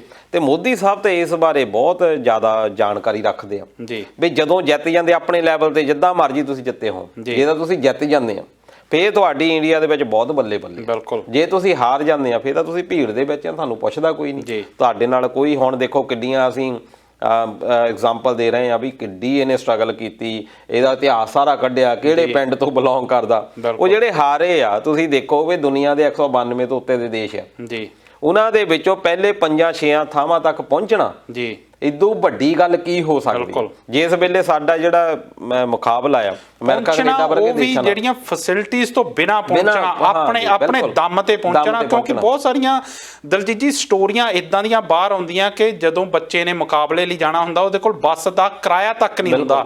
ਬਹੁਤ ਸਾਰੇ ਗਰੀਬ ਪਰਿਵਾਰ, ਬਹੁਤ ਸਾਰੇ ਗਰੀਬ ਮਾਂ ਪਿਓ ਜਿਹੜੇ ਦਿਹਾੜੀਆਂ ਕਰਕੇ ਆਪਣੇ ਬੱਚਿਆਂ ਨੂੰ ਇਹਨਾਂ ਫੈਸਿਲਿਟੀਆਂ ਨੂੰ ਦਿਵਾਉਂਦੇ ਆ, ਬਹੁਤ ਔਖੇ ਸਮੇਂ ਚੋਂ ਲੰਘ ਕੇ ਉਹ ਇਹ ਜਿਹੜੇ ਸੁਪਨੇ ਪੂਰੇ ਕਰਦੇ ਆ, ਪਰ ਸਰਕਾਰੀ ਮਦਦ ਉੱਥੇ ਹੁੰਦੀ ਨਹੀਂ। ਸਰਕਾਰੀ ਮਦਦ ਤੁਸੀਂ ਇੱਥੋਂ ਲਾਓ ਵੀ ਜਿਹੜੀ ਪੈਨਸ਼ਨ ਦਿੰਦੇ ਆ ਸਰਕਾਰੀ ਜਿਹੜੇ ਖਿਡਾਰੀਆਂ ਨੂੰ, ਉਹ ਸ਼ਾਇਦ 600 ਜਾਂ 700 ਰੁਪਈਆ ਬਿਲਕੁਲ ਜਿਹੜੀ ਖਿਡਾਰੀਆਂ ਨੂੰ ਪੈਨਸ਼ਨ ਮਿਲਦੀ ਹੈ। ਤੁਸੀਂ ਇਹ ਤੋਂ ਅੰਦਾਜ਼ਾ ਲਾਓ ਕਿ ਜਿਹੜਾ ਖਿਡਾਰੀ ਆ ਉਹਨੂੰ ਤਾਂ ਤੁਸੀਂ ਖਿਲਾਉਣਾ ਪਿਲਾਉਣਾ ਖੇਡ ਦੇ ਉੱਤੇ, ਉਹ ਕਿੱਦਾਂ ਬੰਦਾ ਇੱਧਰ ਨੂੰ ਹੋ ਜਾਊਗਾ ਜਦੋਂ ਖਿਡਾਰੀਆਂ ਨੂੰ ਪਤਾ ਹੋਵੇ ਵੀ ਮੈਂ ਸਿਕਿਉਰ ਆ ਇੱਥੇ, ਕਿਉਂ ਆ ਖਿਡਾਰੀ ਕਿਉਂ ਬਣਦੇ ਆ। ਉਹ ਬੰਦੇ ਸੋਚਦੇ ਲੱਗਦਾ ਵੀ ਮੈਂ ਖਿਡਾਰੀ ਇੱਥੇ ਹੁੰਦੇ ਹੋਏ ਮੈਂ ਵਧੀਆ ਆਪਣਾ ਕੈਰੀਅਰ ਬਣਾ ਸਕਦਾ। ਉੱਥੇ ਦੇ ਜਿਹੜੇ ਖਿਡਾਰੀ ਆ ਉਹਨਾਂ ਨੂੰ ਪਤਾ ਹੀ ਨਹੀਂ ਮੈਨੂੰ ਜੋਬ ਮਿਲਣੀ ਆ ਕਿ ਨਹੀਂ। ਹੁਣ ਆ ਹਾਕੀ ਨੂੰ ਬੜਾ ਸਾਡੇ ਪੰਜਾਬੀਆਂ ਨੇ ਚੱਕਿਆ ਜੀ, ਆ ਸਾਡੀ ਸਟੇਟ ਆ, ਅਮਰਿੰਦਰ ਸਿੰਘ ਹੁਣੀ ਬਿਆਨ ਤੇ ਬਿਆਨ ਦਾਗੀ ਜਾਂਦੇ ਆ, ਪਰ ਇਹਨਾਂ ਨੂੰ ਇਹ ਨਹੀਂ ਪਤਾ ਵੀ 11 ਖਿਡਾਰੀਆਂ ਚੋਂ 9 ਜਿਹੜੇ ਖਿਡਾਰੀ ਆ ਉਹ ਤਾਂ ਬਾਹਰਲੀਆਂ ਸਟੇਟਾਂ ਵਿੱਚ ਕੰਮ ਕਰਦੇ ਆ, ਸਿਰਫ 2 ਖਿਡਾਰੀ ਆ ਜਿਹੜੇ ਪੰਜਾਬ ਗੌਰਮੈਂਟ ਲਈ ਕੰਮ ਕਰਦੇ ਆ। ਤੁਸੀਂ ਇੱਥੋਂ ਅੰਦਾਜ਼ਾ ਲਾ ਕੇ ਦੇਖ ਲਓ। ਫੇਰ ਜਦੋਂ ਹਰਭਜਨ ਸਿੰਘ ਹੁਣੀ ਜਾਂਦੇ ਫੇਰ DSP ਬਣਾਉਂਦੇ ਆ, ਜਿੰਨੇ ਵੀ ਅਸਲ ਵਿੱਚ ਇਹੀ ਜਿਹੜਾ ਜਿੱਤਦਾ ਉਹਨੂੰ ਪੁੱਛਿਆ ਜਾਂਦਾ। ਬਿਲਕੁਲ ਵੁਕਤ ਉਹਦੀ ਹੈ ਜਿਹੜਾ ਮੈਡਲ ਲੈ ਕੇ ਆਉਂਦਾ, ਤੇ ਉਹ ਵੀ ਵਾਹ ਵਾਹੀ ਮੇਰੇ ਖਿਆਲ 2-4 ਦਿਨਾਂ ਲਈ ਹੁੰਦੀ ਹੈ। ਇਦਾਂ ਦੀਆਂ ਬਹੁਤ ਪਤਾ ਨਹੀਂ ਕਿੰਨੀਆਂ ਕੁ ਸਟੋਰੀਆਂ ਕਿ ਜਿਨ੍ਹਾਂ ਦੇ ਖਿਡਾਰੀਆਂ ਦੇ ਘਰ ਮੈਡਲ ਜਾਂ ਸ਼ੀਲਡਾਂ ਨਾਲ ਭਰੇ ਪਏ ਉਹ ਅੱਜ ਦਿਹਾੜੀਆਂ ਲਾਉਣ ਤੇ ਮਜਬੂਰ ਆ। ਬਿਲਕੁਲ। ਤੇ ਇਹ ਸਾਡੀਆਂ ਸਰਕਾਰਾਂ ਨੂੰ ਕਿਤੇ ਨਾ ਕਿਤੇ ਸੋਚਣਾ ਪੈਣਾ ਆ, ਕਿਉਂਕਿ ਸਾਡੀਆਂ ਸਰਕਾਰਾਂ ਸਾਡੇ ਜਿਹੜੇ ਮਾਂ ਪਿਓ ਆ ਬੱਚਿਆਂ ਦੇ ਉਹ ਤਾਂ ਕਿਤੇ ਨਾ ਕਿਤੇ ਆਪਣੀ ਵਾਹ ਲਾ ਰਹੇ ਆ, ਪਰ ਸਾਡੀਆਂ ਸਰਕਾਰਾਂ ਜੋ ਬਣਦੇ ਫਰਜ਼ ਆ ਉਹ ਨਹੀਂ ਨਿਭਾ ਰਹੀਆਂ। ਇਹਦੇ ਨਾਲ ਦਲਜੀਤ ਜੀ ਆਪਾਂ ਦੀ ਗੱਲ ਕਰ ਰਹੇ ਸੀ ਕਰੋਨਾ ਵਾਇਰਸ ਦੀ, ਮੈਂ ਉੱਤੇ ਵਾਪਸ ਜਾਣਾ ਚਾਹੂੰਗਾ ਕਿਉਂਕਿ ਕਰੋਨਾ ਵਾਇਰਸ ਦੇ ਚੱਲਦਿਆਂ ਜਿਹੜਾ ਪਿਛਲੇ ਸਮੇਂ ਤੋਂ ਕੈਨੇਡਾ ਨੇ ਬੈਨ ਲਾਇਆ ਹੋਇਆ ਸੀ ਭਾਰਤ ਤੇ, ਉਹਨੂੰ ਇੱਕ ਵਾਰ ਫਿਰ ਤੋਂ ਵਧਾਇਆ ਗਿਆ। ਕਿੱਦਾਂ ਦੇਖਦੇ ਹੋ? ਇਹ ਬੜੀ ਚਿੰਤਾਜਨਕ ਸਥਿਤੀ ਆ, ਖਾਸ ਤੌਰ ਦੇ ਉੱਤੇ NRIs ਦੇ ਲਈ ਜੀ। ਇਹ ਇਕੱਲਾ ਸਾਡੇ ਲਈ ਜਿੱਦਾਂ ਕਹਿ ਲਓ ਕੈਨੇਡਾ ਵਾਲਿਆਂ ਲਈ ਨਹੀਂ, ਬਾਕੀ ਦੇਸ਼ਾਂ ਦੇ ਲਈ ਵੀ ਹੈਗਾ, ਕਿਉਂਕਿ ਜਿਹੜੇ ਜਿੰਨੇ ਵੀ ਪੱਛਮੀ ਦੇਸ਼ ਆ ਜਦੋਂ ਇਹਨਾਂ ਨੂੰ ਲੱਗਦਾ ਵੀ ਇੱਕ ਦੇਸ਼ ਨੇ ਇੱਦਾਂ ਕੀਤਾ ਉਹ ਸਫਲ ਹੋਇਆ, ਫਿਰ ਬਾਕੀ ਵੀ ਸਾਰੇ ਬਿਲਕੁਲ ਉਸੇ ਤਰ੍ਹਾਂ ਦੀ ਪਾਲਿਸੀਜ਼ ਬਣਾ ਦਿੰਦੇ ਆ। ਜਦੋਂ ਇੱਕ ਦੇਸ਼ ਨੇ ਮੰਨ ਲਓ ਕਿ ਕੈਨੇਡਾ ਨੇ ਵਿੱਚ ਕੋਈ ਇਮੀਗ੍ਰੇਸ਼ਨ ਦੇ ਵਿੱਚ ਤਬਦੀਲੀ ਲਿਆਂਦੀ ਆ ਆਸਟ੍ਰੇਲੀਆ ਨੇ ਵੀ ਉੱਥੇ ਲੈ ਆਣੀਆਂ ਜੀ, ਅਮਰੀਕਾ ਨੇ ਵੀ ਉੱਥੇ ਲੈ ਆਣੀਆਂ। ਇਹ ਇੱਕ ਦੂਜੇ ਨੂੰ ਇਮੀਟੇਟ ਕਰਦੇ ਆ, ਕਾਪੀ ਕਰਦੇ ਆ, ਇੱਕ ਦੂਜੇ ਦੇ ਰਿਜ਼ਲਟ ਦੇਖਦੇ ਆ ਵੀ ਇਹਨਾਂ ਨੇ ਕੀ ਕੀਤਾ ਸੀ, ਇਹਨਾਂ ਦੇ ਰਿਜ਼ਲਟ ਕੀ ਨਿਕਲਿਆ ਸੀ, ਉਹਨੂੰ ਅਪਲਾਈ ਕਰਨਾ ਜੀ।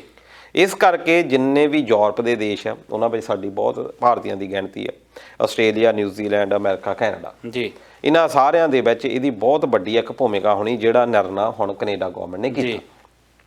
ਵੈਸੇ ਇਹ ਅਪ੍ਰੈਲ 21 ਤੋਂ ਸ਼ੁਰੂ ਹੋਇਆ, ਉਹਨਾਂ ਨੇ ਬੈਨ ਇਹ ਚੌਥੀ ਵਾਰ ਵਧਾਇਆ ਜੀ। ਇਹ ਪਹਿਲਾਂ ਜੁਲਾਈ ਤੱਕ ਕੀਤਾ ਸੀਗਾ, ਫਿਰ ਜੁਲਾਈ ਤੋਂ ਬਾਅਦ ਅਗਸਤ 21 ਅਗਸਤ ਨੂੰ ਜਿਹੜਾ ਖਤਮ ਹੋ ਜਾਣਾ ਸੀ ਵੀ ਇੱਥੇ ਇਸ ਤੋਂ ਬਾਅਦ ਜਿਹੜੀਆਂ ਨਾਰਮਲ ਫਲਾਈਟ ਸ਼ੁਰੂ ਹੋ ਜਾਣੀਆਂ ਸੀ। ਪਰ ਹੁਣ ਇਹਨਾਂ ਨੇ 21 ਸਤੰਬਰ ਤੱਕ 1 ਮਹੀਨਾ ਹੋਰ ਉਦੋਂ ਅੱਗੇ ਵਧਾ ਦਿੱਤਾ।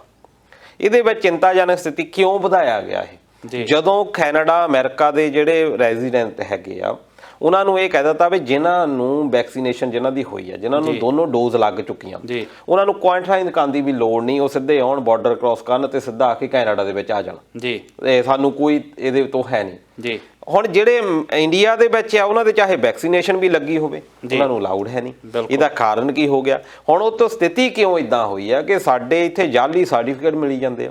ਤੁਹਾਨੂੰ ਯਾਦ ਹੋਣਾ ਇੱਥੇ ਆਪਣੇ ਭਾਰਤ ਦੇ ਵਿੱਚ ਇੱਕ ਫਲਾਈਟ ਆਈ ਸੀ ਇੰਡੀਆ ਤੋਂ ਜੀ, 70 ਬੰਦੇ ਉਹਦੇ ਵਿੱਚ ਜਿਹੜੇ ਕਰੋਨਾ ਨੈਗੇਟਿਵ ਨਿਕਲੇ, ਜਦ ਕਿ ਉਹਨਾਂ ਦੇ ਕੋਲ ਰਿਪੋਰਟ ਸਾਰੀਆਂ ਨੈਗੇਟਿਵ ਸੀ ਜੀ। ਇਹ ਇੱਕ ਬਹੁਤ ਪੋਜ਼ਿਟਿਵ ਨਿਕਲੇ ਜਦ ਕਿ ਨੈਗੇਟਿਵ ਦੀਆਂ ਰਿਪੋਰਟਸ ਨਾਲ ਲਈ। ਹੁਣ ਜਦੋਂ ਉੱਥੇ ਦਾ ਅਸੀਂ ਰਿਪੋਰਟਸ ਦਾ ਕੱਢਦੇ ਆ, ਨੋਇਡਾ ਦੇ ਵਿੱਚ ਇੱਕ ਬੰਦਾ ਦੱਸ ਰਿਹਾ ਸੀ ਪਿਛਲੀਆਂ ਰਿਪੋਰਟਾਂ 1 ਮਹੀਨਾ ਪਹਿਲਾਂ ਦੀਆਂ, ਉਹ ਦੱਸ ਰਿਹਾ ਕਿ ਜੀ ਦੇਖੋ 1800 1900 ਰੁਪਏ ਤੁਸੀਂ ਖਰਚੋ, 1800 ਤੋਂ 2000 ਰੁਪਏ ਦੇ ਵਿੱਚ ਰਿਪੋਰਟ ਜਿੱਥੋਂ ਮਰਜ਼ੀ ਲੈ ਲਓ। ਕੁੰਭ ਦਾ ਮੇਲਾ ਹੋਇਆ ਸੀ, ਉਦੋਂ ਤੱਕ ਹਾਲਾਤ ਬਹੁਤ ਸੁਖਾਵੇਂ ਸੀ ਭਾਰਤ ਦੇ ਵਿੱਚ ਜੀ। ਨਰਿੰਦਰ ਮੋਦੀ ਹੁਣਾਂ ਨੇ ਇਸ਼ਤਿਹਾਰ ਦਿੱਤਾ ਵੀ ਤੁਸੀਂ ਕੁੰਭ ਮੇਲੇ ਤੇ ਆਓ, ਸਾਡੀ ਆਸਥਾ, ਰਾਸ਼ਟਰ ਦਾ ਪ੍ਰਤੀਕ ਆ, ਐਂ ਬਲਾ ਬਲਾ। ਬਿਲਕੁਲ ਕਾਰਨ ਉਹਦਾ ਕੀ ਸੀ ਕਿ ਪੱਛਮੀ ਬੰਗਾਲ ਦੇ ਵਿੱਚ ਚੋਣਾਂ ਸੀ ਜੀ, ਹਿੰਦੂ ਲੌਬੀ ਨੂੰ ਪ੍ਰਭਾਵਿਤ ਕਰਨਾ ਸੀ।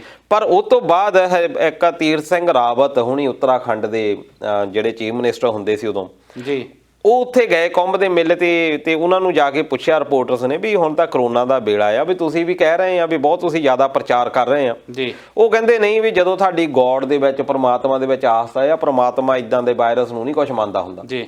ਤੇ ਉਹੀ ਜਿਹੜਾ ਬੰਦਾ ਜਿਹੜਾ ਬਿਆਨ ਦੇ ਰਿਹਾ ਤੀਜੇ ਦਿਨ ਉਹ ਪੋਜ਼ਿਟਿਵ ਪਾਇਆ ਜਾਂਦਾ ਜੀ। ਫਿਰ ਉਸ ਤੋਂ ਬਾਅਦ ਇੱਕ ਫਰਾਡ ਨਿਕਲਿਆ ਕਿ ਜਿਹੜੇ 10 ਲੱਖ ਟੈਸਟ ਹੋਏ ਆ ਜੀ ਕਰੋਨਾ ਦਾ ਕੁੰਭ ਦੇ ਮੇਲੇ ਤੋਂ ਬਾਅਦ, ਉਹਦੇ ਵਿੱਚ ਸਰਕਾਰੀ ਇਹ ਰਿਪੋਰਟਾਂ ਮੰਨਦੀਆਂ ਆ ਕਿ 4 ਲੱਖ ਫੇਕ ਸੀ ਜੀ। ਇੱਕ ਚੇਨਈ ਦੇ ਵਿੱਚ ਰਣਜੀਤ ਕੁਮਾਰ ਬੰਦਾ ਬੈਠਾ ਆ, ਉਹਨੂੰ 5 ਮੈਸੇਜ ਆਏ ਕਿ ਤੁਸੀਂ ਕਰੋਨਾ ਨੈਗੇਟਿਵ ਪਾਏ ਗਏ ਆ।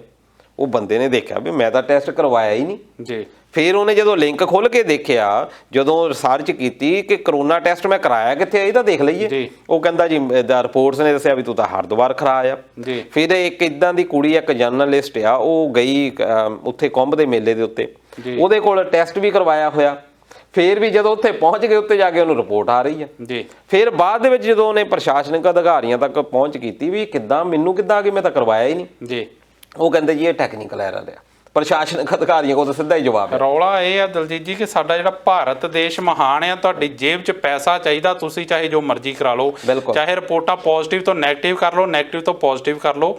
ਪਰ ਜੋ ਇਹ ਕੁਛ ਹੁੰਦਾ ਆ, ਜੋ ਗੋਰਖ ਧੰਦਾ ਉੱਥੇ ਚੱਲਦਾ, ਉਹਦੇ ਕਰਕੇ ਬਹੁਤ ਸਾਰੇ ਜਿਹੜੇ ਸਹੀ ਬੰਦੇ ਆ, ਜਿਹੜੇ ਹੁਣ ਜੇ ਆਪਾਂ ਕੈਨੇਡਾ ਦੀ ਗੱਲ ਕਰੀਏ ਤਾਂ ਮੇਰੇ ਖਿਆਲ ਲੱਖਾਂ ਹੀ ਜਿਹੜੇ ਸਾਡੇ ਉੱਥੋਂ ਦੇ ਸਟੂਡੈਂਟ ਆ ਜਿਹੜੇ ਉੱਥੇ ਫਸੇ ਹੋਏ ਆ, ਉਹਨਾਂ ਦੇ ਵੀਜ਼ੇ ਤੱਕ ਆ ਚੁੱਕੇ ਆ, ਪਰ ਫਲਾਈਟਾਂ ਨਾ ਚੱਲਣ ਕਰਕੇ ਉਹ ਆਪਣਾ ਭਵਿੱਖ ਇੱਕ ਤਰੀਕੇ ਨਾਲ ਉਹਨਾਂ ਨੂੰ ਅੰਧੇਰੇ 'ਚ ਦਿਸ ਰਿਹਾ। ਦੇਖੋ 3 ਲੱਖ ਦੇ ਕਰੀਬ ਜਿਹੜਾ ਵੀਜ਼ਾ ਪੈਂਡਿੰਗ ਹੈ ਇਸ ਵੇਲੇ ਜੀ, ਜਿਹੜੀ ਭਾਰਤ ਦੇ ਜਿਹੜੀ ਸਥਿਤੀ ਦੱਸ ਰਹੀ ਆ ਕੈਨੇਡਾ ਦੇ ਲਈ, ਕਿਉਂਕਿ ਆਸਟ੍ਰੇਲੀਆ ਨੇ ਤਾਂ ਬੈਨ ਲਾਇਆ ਹੋਇਆ, ਇਹਨਾਂ ਦਾ 1.5 ਸਾਲ ਹੋ ਗਿਆ। ਇੱਥੇ ਤਾਂ ਹੁਣ ਬੱਚਿਆਂ ਦਾ ਰੁਝਾਨ ਜਿਹੜਾ ਖਤਮ ਹੁੰਦਾ, ਖਾਸ ਤੌਰ ਦੇ ਉੱਤੇ PR ਦੀਆਂ ਬਹੁਤ ਸਖਤ ਆਈਆਂ ਜੀ। ਬੱਚਿਆਂ ਨੇ ਇੱਕ ਬਿਹਤਰ ਭਵਿੱਖ ਦੇ ਲਈ ਉੱਥੇ ਕੈਨੇਡਾ ਦੇ ਲਈ ਲਾਇਆ, ਪਰ ਫਲਾਈਟਸ ਬੰਦ ਹੋਣ ਕਰਕੇ ਉਹਨਾਂ ਦਾ ਵਿੱਚ ਜਿਹੜਾ ਨਹੀਂ ਜਾ ਰਹੇ ਉਹ ਜੀ। ਪਰ ਹੁਣ ਜਿਹੜੇ ਆ ਪਿਛਲੇ 2 ਵੀਕਾਂ ਤੋਂ ਤੁਸੀਂ ਦੇਖੋ ਕਿ 60% ਦੇ ਕਰੀਬ ਉਹਨਾਂ ਨੇ ਰਿਫਿਊਜ਼ਲ ਲਾਈ ਆ ਜੀ ਕੈਨੇਡਾ ਸਰਕਾਰ ਨੇ। ਕਾਰਨ ਉਹਦਾ ਕੀ ਹੈ ਕਿ ਉਹਨਾਂ ਕੋਲ ਪੈਂਡਿੰਗ ਕੇਸ ਹੀ ਇੰਨੇ ਜ਼ਿਆਦਾ ਪਏ ਆ ਕਿ ਉਹ ਕਹਿੰਦੇ ਸਾਡੇ ਕੋਲ ਸਮਰੱਥਾ ਹੀ ਹੈ ਨਹੀਂ ਇੱਕਦਮ ਹੀ ਇੰਨੇ ਅਸੀਂ ਲੈ ਲਈਏ ਜੀ। ਲੋਕਾਂ ਨੇ, ਸਟੂਡੈਂਟਸ ਨੇ ਫੀਸ ਤਾਰੀ ਹੋਈ ਹੈ 1 ਸਾਲ ਦੀ, 1.5 ਸਾਲ ਹੋ ਗਏ ਉੱਥੇ ਵੇਟ ਕਰ ਰਹੇ ਆ ਇੰਡੀਆ ਦੇ ਵਿੱਚ, ਤੇ ਉਹਨਾਂ ਦਾ ਵੀਜ਼ਾ ਜਿਹੜਾ ਆ ਲੱਗਾ ਹੋਇਆ।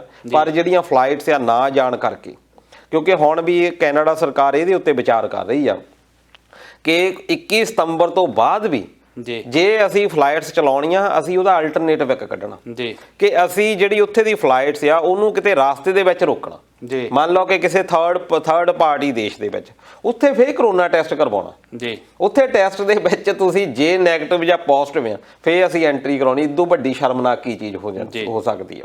ਹੁਣ ਜਿਹੜੀ ਆਪਾਂ ਗੱਲ ਕਰਦੇ ਹੁਣ ਵੈਕਸੀਨੇਸ਼ਨ ਦੀ ਗੱਲ ਤੇ ਲਾ ਲਓ ਕਿ ਇਹਦਾ ਇਲਾਜ ਹੈਗਾ ਕਿ ਜੇ ਤੁਸੀਂ ਵੈਕਸੀਨੇਸ਼ਨ ਹੋਈ ਹੋ ਆ ਫਿਰ ਤੁਸੀਂ ਜਿਹੜੀ ਐਂਟਰੀ ਕਰ ਸਕਦੇ ਆ। ਜੀ ਦੇਵ ਸਿੱਧੂ ਸਾਹਿਬ ਵੈਕਸੀਨੇਸ਼ਨ ਵੀ ਤੁਸੀਂ 2000 ਰੁਪਇਆ ਦਿਓ $2000 ਤੱਕ 40-50 ਹਜ਼ਾਰ ਤੱਕ ਇਹ ਵਿਕੀ ਆ ਜੀ। ਵੈਕਸੀਨੇਸ਼ਨ ਇੱਥੇ ਮੁੰਬਈ ਦੇ ਵਿੱਚ ਲਾ ਦਿੱਤਾ ਇੱਕ ਕੈਂਪ ਉਹਦੇ ਵਿੱਚ ਸਾਰਿਆਂ ਨੂੰ ਕਿਹਾ ਜੀ ਤੁਸੀਂ ਆ ਕੇ ਆਪਣੇ ਟੀਕੇ ਜਿਹੜੇ ਆ ਲਗਵਾ ਲਓ। ਉਹ ਲੋਕਾਂ ਨੇ ਸਾਰਿਆਂ ਨੇ ਜੀ ਲਵਾ ਲਿਆ ਟੀਕੇ। ਬਾਅਦ ਦੇ ਵਿੱਚ ਉਹਨਾਂ ਨੂੰ ਕੋਈ ਫਰਕ ਹੀ ਨਹੀਂ ਪਿਆ ਕਿਸੇ ਨੂੰ ਵੀ ਬੁਖਾਰ ਨਹੀਂ ਚੜਿਆ ਕਿਸੇ ਨੂੰ ਕੁਛ ਨਹੀਂ ਹੋਇਆ। ਉਹ ਕਹਿੰਦੇ ਵੀ ਇਹ ਤਾਂ ਨੋਰਮਲ ਹੈ ਕਿਸੇ ਨੂੰ ਸ਼ੱਕ ਪਈ ਜੀ ਉਹਨਾਂ ਨੇ ਜਾ ਕੇ ਸਰਕਾਰੀ ਅਧਿਕਾਰੀਆਂ ਉਹ ਕਹਿੰਦੇ ਜੀ ਅਸੀਂ ਤਾਂ ਕਿਤੇ ਕੋਈ ਕੈਂਪ ਹੀ ਨਹੀਂ ਲਾਇਆ ਜੀ। ਜਦੋਂ ਫਿਰ ਉਹ ਚੋਂ ਨਿਕਲੇ ਉਹ ਚੋਂ ਸਰਕਾਰੀ ਮੁਲਾਜ਼ਮ ਵੀ ਵਿੱਚ ਸੀਗੇ ਜੀ 4000 ਦੇ ਕਰੀਬ ਲੋਕਾਂ ਨੂੰ ਟੀਕੇ ਲਾ ਦਿੱਤੇ ਜੀ। ਫਾਈਜ਼ਰ ਕਹਿ ਕੇ ਐਸਟਰਾਜੈਨਕਾ ਕਹਿ ਕੇ ਸਪੁਤਨਿਕ ਕਹਿ ਕੇ ਜੀ ਤੇ ਜਦ ਕਿ ਉਹਨਾਂ ਨੂੰ ਜਿਹੜਾ ਪਤਾ ਨਹੀਂ ਕਿਹੜੇ ਟੀਕੇ ਲਾ ਦਿੱਤੇ ਜੀ। ਤੇ ਉਹ ਦੱਸਦੇ ਆ ਵੀ ਅਸੀਂ ਲੱਖਾਂ ਰੁਪਏ ਇਸ ਚੀਜ਼ ਦੇ ਵਿੱਚੋਂ ਬਣਾ ਲਏ ਜੀ ਇਸ ਟੀਕੇ ਲਾਉਣ ਦੇ ਵਿੱਚ। ਸ਼ੁਕਰ ਹੈ ਦਲਜੀਤ ਜੀ ਉਹ ਪਾਣੀ ਦੇ ਟੀਕੇ ਹੋਣੇ ਜਿਹਦੇ ਨਾਲ ਕੁਝ ਨਹੀਂ ਫਰਕ ਪਿਆ ਨਹੀਂ ਤੇ ਜੋ ਸਾਡੇ ਭਾਰਤ ਦੇਸ਼ ਮਹਾਨ ਚ ਸ਼ੈਂਪੂ ਦੇ ਭਰ ਕੇ ਵੀ ਟੀਕੇ ਲਾਏ ਜਾ ਸਕਦੇ ਪਤਾ ਨਹੀਂ ਕਾਹਦੇ ਲਾਏ ਹੁਣ ਇਹਨਾਂ ਨੇ। ਤੇ ਪੱਛਮੀ ਬੰਗਾਲ ਦੇ ਵਿੱਚ ਵੀ ਸਕੈਂਡਲ ਆਏ ਕਿ ਇੱਥੇ ਜਿਹੜੀਆਂ ਦਵਾਈਆਂ ਇੱਦਾਂ ਹੀ ਦੇ ਦਿੱਤੀਆਂ ਕੋਈ ਪਤਾ ਹੀ ਨਹੀਂ ਲੱਗਦਾ। ਈਵਨ ਕਿ ਕਈ ਸਾਡੇ ਪੋਲੀਟੀਸ਼ੀਅਨਸ ਦੀਆਂ ਇੱਦਾਂ ਦੀਆਂ ਵੀਡੀਓਜ਼ ਹੋਈਆਂ ਜਿਹਦੇ ਵਿੱਚ ਉਹ ਟੀਕਾ ਵੀ ਨਹੀਂ ਲੱਗਦਾ ਜੀ। ਟੀਕਾ ਜਾਨੀ ਉਹ ਸਿਰਿੰਜ ਕਿਤੇ ਆ ਸੂਈ ਕਿਤੇ ਆ ਜੀ ਤੇ ਉਹ ਮੋਢਾ ਕਿਤੇ ਆ। ਇਹ ਇਸ਼ਾਰਾ ਕਿੱਧਰ ਹੈ ਦਲਜੀਤ ਜੀ? ਨਹੀਂ ਮੈਂ ਇਸ਼ਾਰਾ ਨਹੀਂ ਮੈਂ ਤਾਂ ਦੱਸ ਰਿਹਾ ਵੀ ਵੀਡੀਓਜ਼ ਦੇ ਵਿੱਚ ਇਦਾਂ ਦੀਆਂ ਵੀ ਗੱਲਾਂ ਹੁੰਦੀਆਂ ਰਹੀਆਂ ਹਨ। ਬਿਲਕੁਲ।